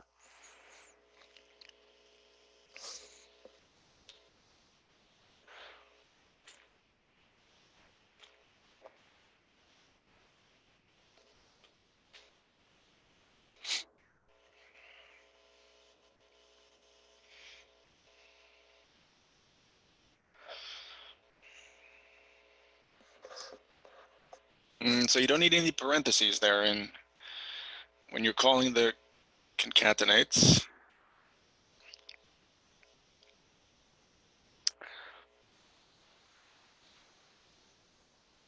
Yeah, so just put two strings. So let's say, just like for addition, we call the method addition 5, 6, 4, 5, let's say. For the concatenates, you just put two strings. So concatenates A, B, like that. So we have Mary, and B is not defined anywhere, so we better change B to something else. Okay, excellent. So that should work. Okay, let's review. We have this method called concatenates. It takes two strings, A and B, and it sticks them together, and then it returns the result. So let's try using that method so that we do that in main here. We're calling the method. two strings and then storing it in a variable called unite, and then we should print out unite here and not concatenates. You cannot print out the method, right? You print out the result of your method. So print that out, print.println, unite, right? Unite is going to be a string that is these two strings combined. So we can print out unite. Okay, I will type it if no one's typing it. System.out.println unite. Okay, just to make sure that the result works. Okay, so we got the first two done, I think.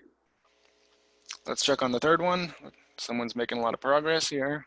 Create a method that returns true if a string is longer than 20 characters, false otherwise. Okay, public static string. So we want to return true or return false. So, okay, you could return it as a string. You could return it as a string, but what I meant was return the Boolean true or false. So you remember that primitive data type Boolean, which can be either true or false. So that, I think it is best to use that in this case. So for this check string method, I would change the return type to Boolean instead of string. So whoever wrote this method or whoever wants to can change that. So, yep, and it's going to be lowercase Boolean, I think, because it's a primitive data type. Yep, excellent. Now we just need to make a simple change here. If string.length, so length is a method, so the methods take you need to use the parentheses to call a method, even if there's no input, you always need those parentheses when you're calling a method. Okay, if string.length is greater than 20, then let's return true. We don't need to print anything in this method. Let's just return true. Okay, looks good. Yeah, I would put this curly bracket down here. And then else, well, we can just return false otherwise, right? And yeah, excellent, excellent. So so this is correct, 100% correct, as far as I can tell. But as I said, once the method hits the return statement, then the method is finished and nothing else after that runs. So what you can do is you can actually remove this else here. That's not necessary. You could do if the length is greater than 20, return true, and then that's going to be the end of the program, of the method. And if it's not true, then it'll come down here to this return false line, and it's going to return false. So you don't even actually need that else statement. You can have that else, but it's not necessary because if we return true, then that's the end of the method, right? It's not going to return false if it returns true already. Does that make sense? Okay, and then let's try calling this check string method up here. So we created a dummy string here, and then we're checking the result. So what data type will result be here? Yeah, so we got to tell Java that result is going to be a Boolean.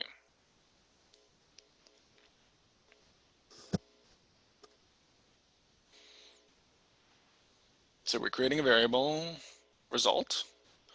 When you create a variable, you always have to tell Java what type it is. Okay, Boolean result equals check string. Excellent. Now we can print out result, just so we can see that what the result is.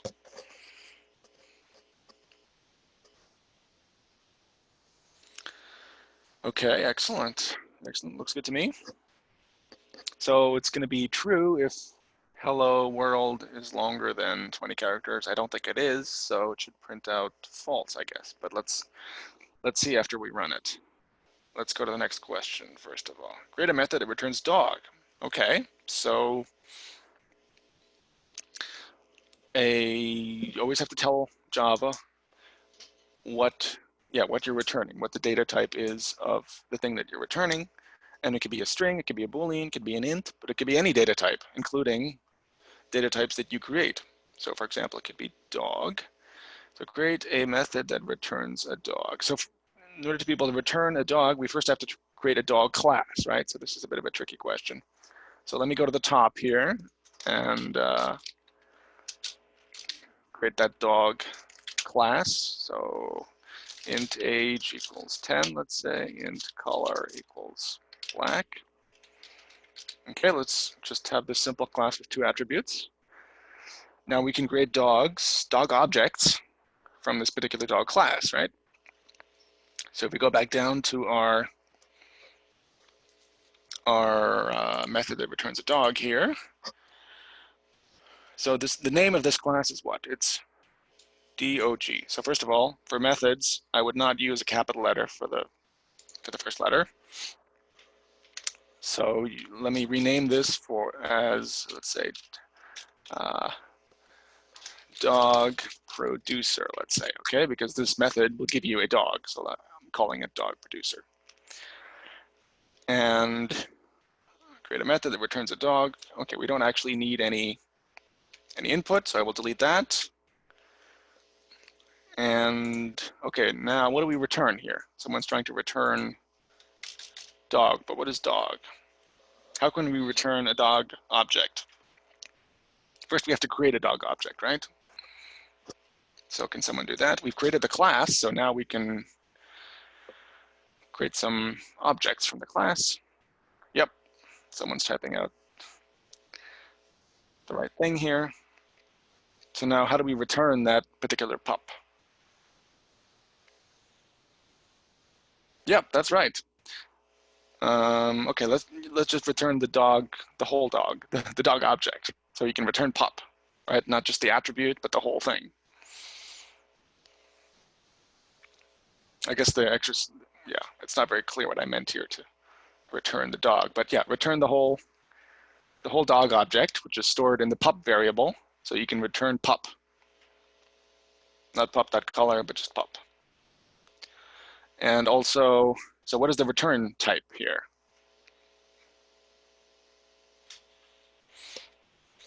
It's not string. We're not returning a string. What are we returning?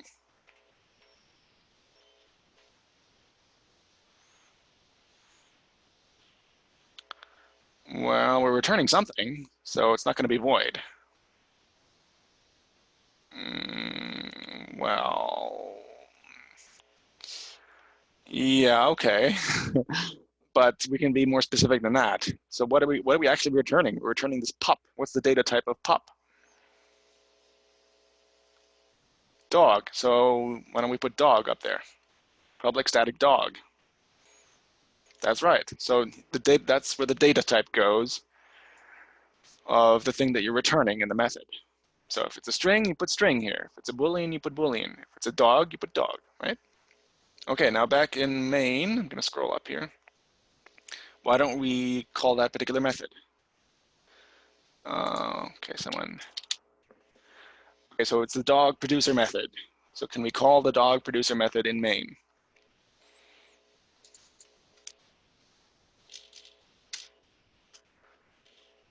So any volunteers, type out the code in main that will call this dog producer method. And then with the resulting dog, you can print out an attribute, let's say. Okay, thank you. Someone's typing. So dog producer will give you a dog. You can store that dog in a variable of type dog.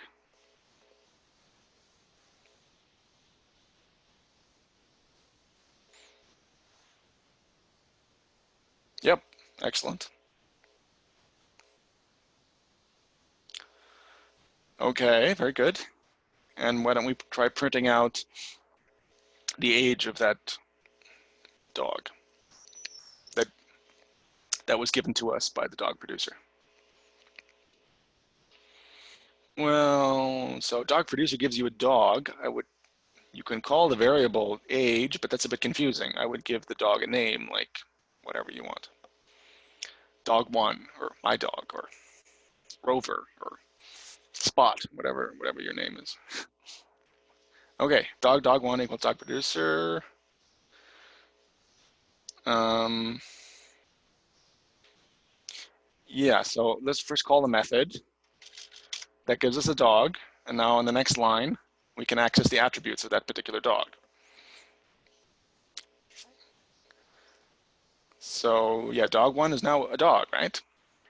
How do we print out its age or its color?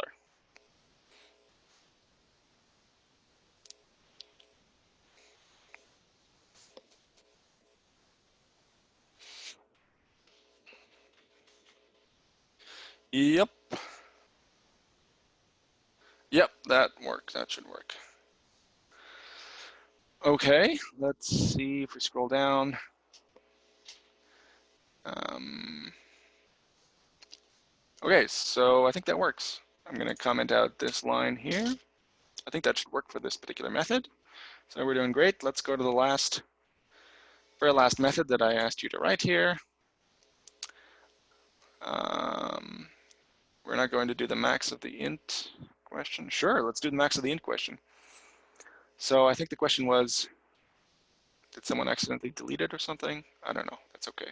So I think I had a question, given 3 integers, return the maximum of those integers. So let me add one here. Int num3. And I think that was the question. Anyway, so we're given 3 numbers like 12, 2, and 17, and then we should return the maximum of those numbers, which would be like 17. So let's write a method to do that. So someone's using the math.max method. We could try that. I don't know if that's going to work with three parameters like that, but we can try it. So now we've written all this code. We can try to click run. Normally you would test out small chunks of code at a time, right? Now we wrote a whole bunch of code, and now if we run it, there's probably going to be some mistake somewhere. So it's a good idea to test out your code often. I would not write like 10 methods before you test them out, right? There's no way that's going to work. So in general, when you're programming, write a few lines of code and then run and make sure that you get what you expect, and then add some more code and then run again and make sure you get what you expect, right? So now we wrote like 10 methods, but that's okay for this. So, okay, we're getting an error. Incompatible types, string cannot be int. So I guess I made a mistake here. Someone fixed it. Okay, thank you very much. So let me run. Okay, now I think everything else worked, or there's some problem here. So math.max. I think max is a method, so methods should be lowercase. So math, okay, for those who don't know, math is a package in Java that you can use to do basic math operations. And in this case, the math package has a max method that you can use, but I think it only takes 2 parameters. I don't think you can use 3, so that's why it's probably not working. So if I put my mouse over the stuff that's underlined in red here, I can see the method is not applicable for the arguments int, right? And it only takes 2 integers. So for now, let's just do num1 and num2, okay? And let's run the code. And we're getting some output. So let's go scroll back up. Maybe you can follow me on Zoom so you can see where my mouse movements are. So in the main method, we're creating an integer that is the addition of 5 and 6. And that should be adding the 2 integers, and it's giving us 11, so that's right. Okay, next we're using the concatenates method. We're giving it 2 strings, and we're printing out the result, which is Mary B, right? All those 2 strings together, and that's correct. Now we're using the third method here, check string. We want to see if it's longer than 20, I believe, is what we were doing, longer than 20 characters. And that is false, because hello world is like 10 or maybe 15 characters or something, but less than 20. All right, next we're we're testing out our dog producer method. We create a dog and print out its age, which was 10 by default, and it's printing out 10, so that's correct. Now we want to test out our max method. We're still not quite done with that one. So why don't we call max num. Okay, so we changed it from 3 integers to 2 integers, and now it should work. We're cheating a little bit. We're removing one of the parameters, but that's okay. So, okay, max num of 10 and 12. That's going to give us. Okay, we're printing something out in the max num. Why don't we return? All right, we'll change it to return max num, and I will change the return type to int. And now up here in main, I will do int max equals this, and then we print out max, right? Okay, print out that ln, and let's get our indentation right. Let's try running that. Okay, so the max of 10 and 12 is 12 indeed. Okay, excellent. Any questions? So this is, I think, was very useful to just practice using methods. Yeah, I don't know how much practice you guys got, if there were exercises in the previous slides or not, I don't know. But yeah, definitely practice using methods and calling methods and making sure you understand that you need to tell Java what the return type is of your method and so on. Yeah, there's lots of information. I know. It's tricky. So speaking of lots of information, let me give you more information. Let's talk about something called constructors. So if we go back to the slides, okay, Natalia says, I am confused. So what are you confused about? Can you ask a question? If you ask specific questions, I can try to answer. I'm sorry, you're confused. About methods in general, or how to call them, or what they're for, or what the heck is going on? Yeah. I think practice is the only way to learn about it. You can listen to me talk, but you really have to, you have to open up IntelliJ on your computer and start solving some basic exercises. All right, we have about half an hour left. I do want to cover constructors. So let me do that, and then we can practice a little bit more on CoderPad. So back in the slides now. There's a particular type of method called the constructor. So a constructor in Java is a special method that is used to initialize objects. The constructor is called when an object is of class. The constructor is called when an object is created from a particular class. So here we have an example. We have the car. We created a car class with 2 attributes and 1 method. And then in main, we're creating a particular car object from the car class. Okay, we're giving it the model year of 1969 and the model name of Mustang. Okay, so here the point is, sorry, so we have 2 attributes and there's 1 method. So there's something special about this method here. So there's no static, there's no void, there's nothing here. There's just public and then the name of the method. So this is how constructors work. You just need public and then the name of the method. And the point of this is this method will be called when you create the object. So down here we're creating an object called my car, and instead of new car with the parentheses, we're actually putting something inside the parentheses here, right? We're putting in the number 1969 and we're putting in the number Mustang. And this 1969 will go to this year here, and this Mustang string will go to this name here. And then here we're setting the attributes of this class in this way. So let me show this in IntelliJ, okay, because this slide is confusing. So why don't we stick with dogs here, and I will add a constructor method, right? That's what we're learning about, these things called constructor methods. So to create the constructor for the dog class, I have to type public dog, and then parentheses. So this is the constructor. So let's see how it works. Let me simplify things. Let me just get rid of these other methods in my dog class. Let me get rid of this. And let me get rid of that. Okay, so we have a dog class. The dog has two attributes, age and color.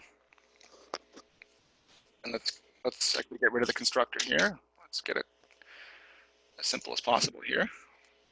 So we have a dog class with two attributes, and we're creating a dog in the main method. Does that make sense to everyone so far? So we can print, for example, the age of this particular dog. Let's print out, whoops, your dog dot age. So this should print 2, right?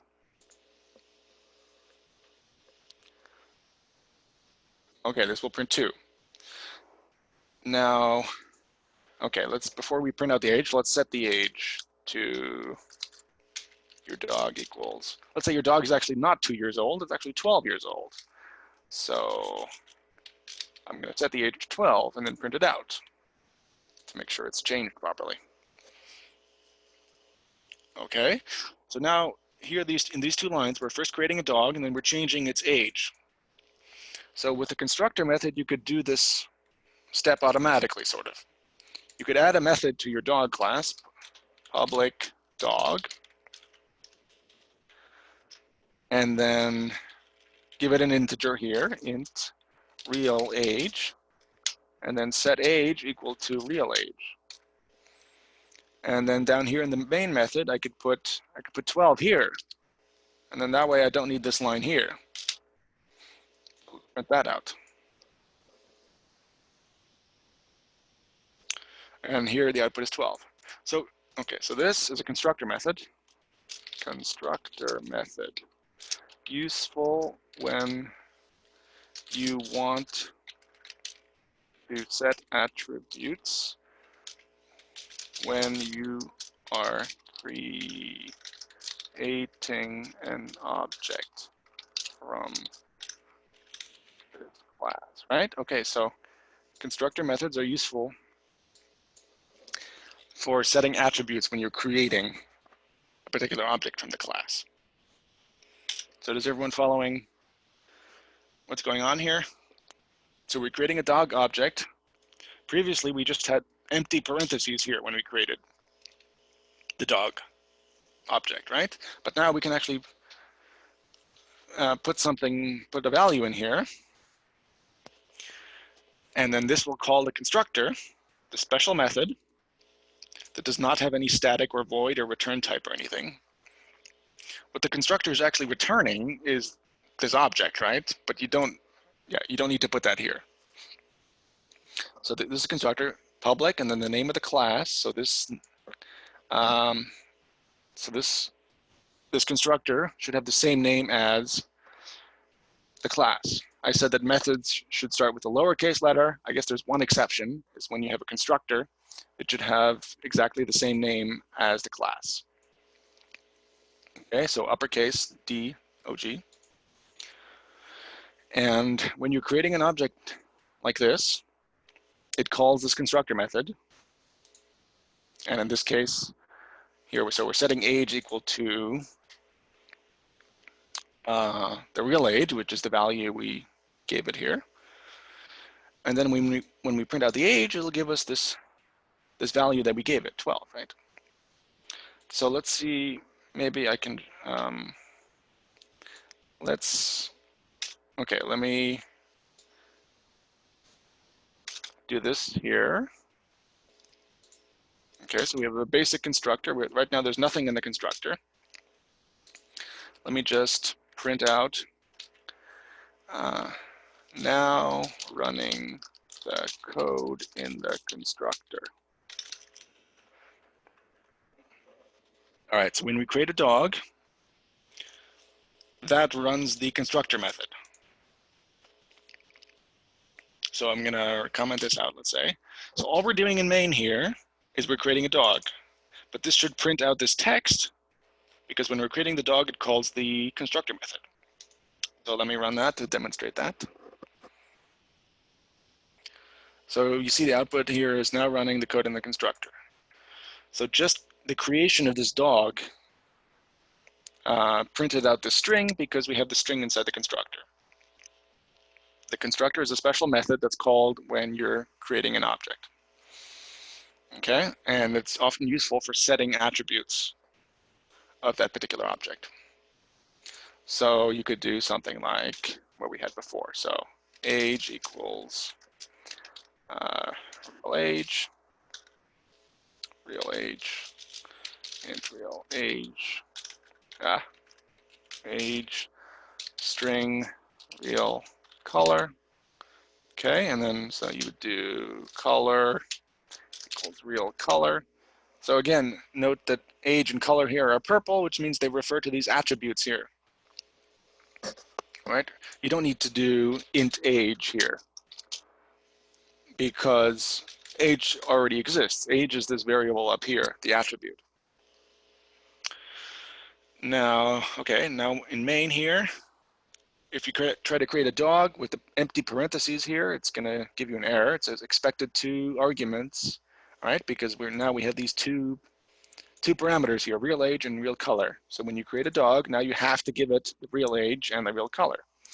So let's do 12, black, like that.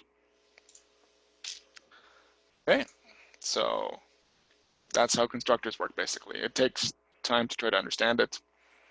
Let me look at some questions here. So, car my car, static value, passing value. We cannot use the class without initialize the value. I'm not sure what you mean by that. Lim. There are no static fields in that example. So yeah, there's nothing static going on here right now. Okay, Ahmad asks, external idea, from what I understand, is you create a class, and in the class are the attributes and methods. Yep. Constructors work with objects, and since they are a method type, we put them in the class as well. Yeah, you can have,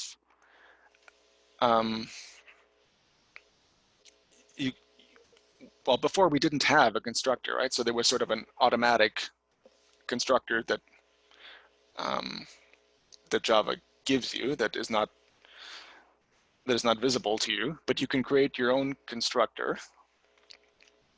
I mean, you would not have more than one, for example. Each class can have only one. Right? So back to the questions here. Constructors work with objects, and since they're a method type, we put them in a class. Yes, so, I mean, everything is in a class, right? Try calling dog your dog equals new dog, it will error out. Yeah, so if you do add a constructor with some parameters, then when you're creating an object based on this class, you have to give it those parameters, right? Otherwise, it's not going to work. All right, so that's constructors. And yeah, so there's a special kind of method that's used when creating an object. It's nothing terribly complicated. They're just used when you're creating a particular object. Let's see if there's another example I can think of. Yeah. All right, so that's constructors. Let me talk about some general tips here for creating classes or using classes. So when you're creating methods, each method should do basically only one thing.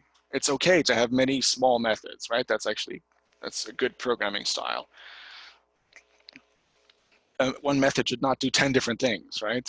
Add numbers, or it should not do something very complicated that's hard to read. It should do one thing, and the name of the method should tell you what that thing does, right? For example, add 2 numbers, or concatenate string, or click on button, or things like that, right? It should be fairly short and fairly easy.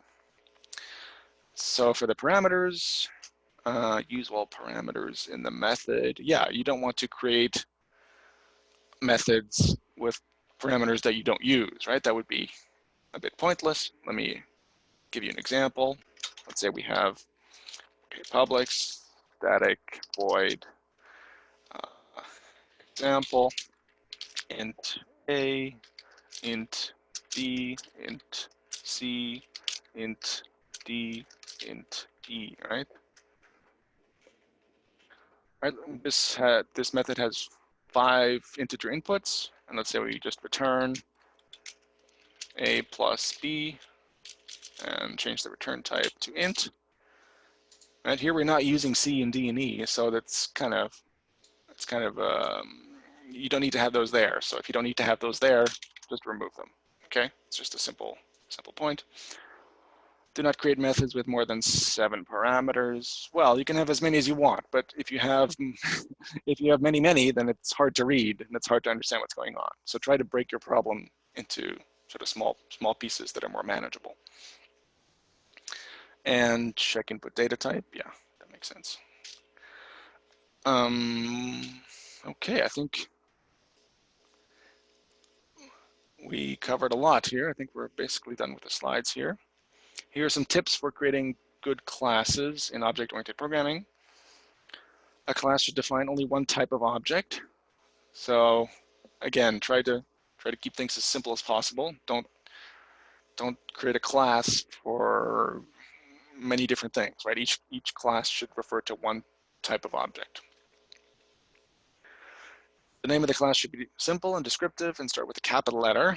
For example, dog, person, employee, scanner, web driver, web element. These are things you'll encounter when you do more Selenium. In general, classes should be nouns and methods should be verbs, right? Classes represent sort of objects and methods represent things to do with those objects, right? So when we look at the questions here on the chat,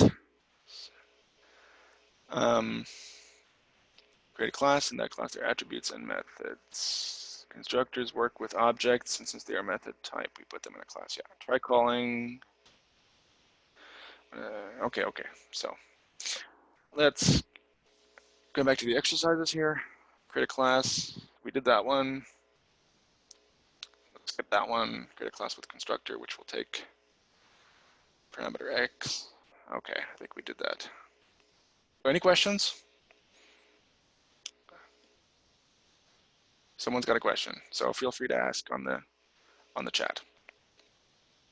Sure, ask advanced questions. Then we'll do some more basic exercises here. Okay, while you're typing out your question, let me ask you guys a few questions. These are some slides from the last time I taught this, so let me use those. So I have some quiz questions for you. A class can have 2 types of members that belong to it. What are they called? So feel free to use your microphone or just type in the answer on the chat. Attributes and methods. That's correct. So that's all you can have in a class, right? It's either has to be an attribute or it has to be a method. True or false? Is it possible to change the attribute of an object after it is created? After the object is created. So for example, for the dogs, right? We had an age attribute. Are we able to change age after the dog is created, or is that fixed? So you're saying, Ahmad is saying false. Is that false? We were able to change the age, right? Let's say we have this dog class, right? And age is an attribute. I think, yeah, it is true. You can change the attribute after the dog is created, right? You could change. We even had that method getting older, right? Getting older changed the attribute every time you called it, right?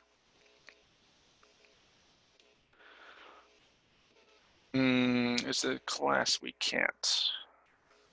Let's see. I'm not sure what you mean, Ahmad. So. Can I use real quick? Sorry. I was gonna say that you were saying something earlier about you can't change a certain aspect in the OOP. I forgot which one it was in the very beginning. I don't know if it was a class or. I don't remember what you were referring to. Let's see. I forgot what. Yeah, well, yeah, I can't think of. There are ways of setting attributes that make them so that you can't change them. I think there's if you type like final or something, then that means the attribute cannot be changed later. But as long as you don't have that word there, then you can always change it. Okay? So let's go back to the slides. Someone's asking public void user data. Okay, we got a bunch of questions here. So if Lim had an advanced question. Let's see what it is. How do you pass different data types on the method? Let's say I want to pass values of int, string, and bool in a method. Yeah. Then you could do public void user data int, string, int, boolean. Yeah. I mean, you could mix data types. Totally. It doesn't have to be, not all the parameters have to have the same data type. So you can definitely use different types of data types. Does that answer the question? And Volodymyr asks, it seems to me that in Python we can use args or kwargs to pass multiple variables. Do we have something similar in Java? I don't think so. Maybe. I mean, you can always pass an array, or, but let me think. No, I don't think there's something similar to that. Someone's asking, how can you return? Okay, so your question, I believe, is how can you return like multiple things? Well, that's the thing. In Java, you cannot. So that's sometimes you feel like you want to return multiple things, but you cannot. So you have to sort of program around that. You can always return an array, so that way you can return multiple numbers. Or what you could do, well, you could create a class with different types of attributes and set those attributes, and then return an object of that class. Right? That would be one way. I mean, you can always return an object, right? And that object can store many different types of information. But in Java, you can only return one thing of one data type, right? So that's a bit of a limitation, but there's always a way to work around that. Use hash? No, you don't have to hash anything, I don't think. So for example, let's say you want to return, for some reason you want to return an int and a string or something. You could, if you really want to, create a class. It's called a temp, int x string s, right? And then in some method, you could, let's put it down here, right? In this method, you could create a temp object, and then set t dot, what is it, x equal to 12, say, and t dot s equals my string, right? And then you could return that temp object, right? And that way, let's see. That way you're returning something with an integer and with a string, even though you're returning only one object of type temp, right? And then I'm kind of confusing the code here, but does that make sense? This is one way around this limitation in Java, that you can only return one thing, right? But in general, you have to find a way to code so that your methods give you just one thing and it works that way. Okay, we're almost out of time, but let's go back to my quiz here. True or false, a class can have both static and non-static methods. Is that true? Yeah, that's true. I mean, you could mix. Could be all static, could be all non-static, or it could be some static and some non-static. All right, for a static this is a typo here. A static method can call a non-static method. Is that possible? Is that true or is that false? A static method call a non-static method. So we had this example earlier, I think. Let's go back here. So we're in main here. Okay, let's create a non-static method, public void non, okay, random. Okay, now I'm trying to call this method, random. That's not going to work because if you put your mouse over the stuff that's underlined in red here, it says non-static method cannot be referenced from a static context. So if you want to call a method from main here, you have to have this static here. Okay, and now it works.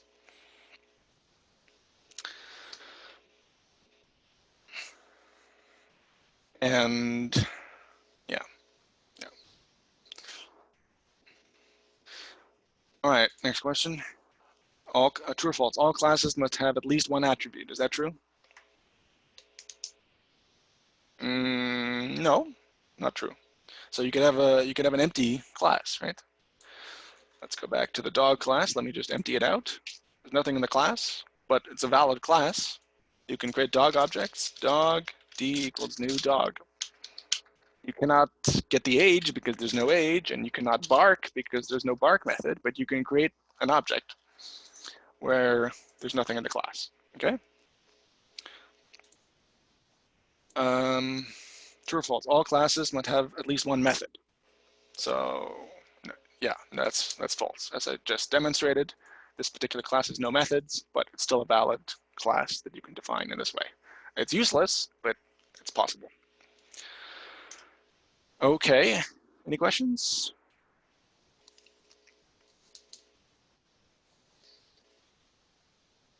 But here's an exercise I did not have on, that are not on the other slides. Is create a button class with a constructor that has a string parameter, a label.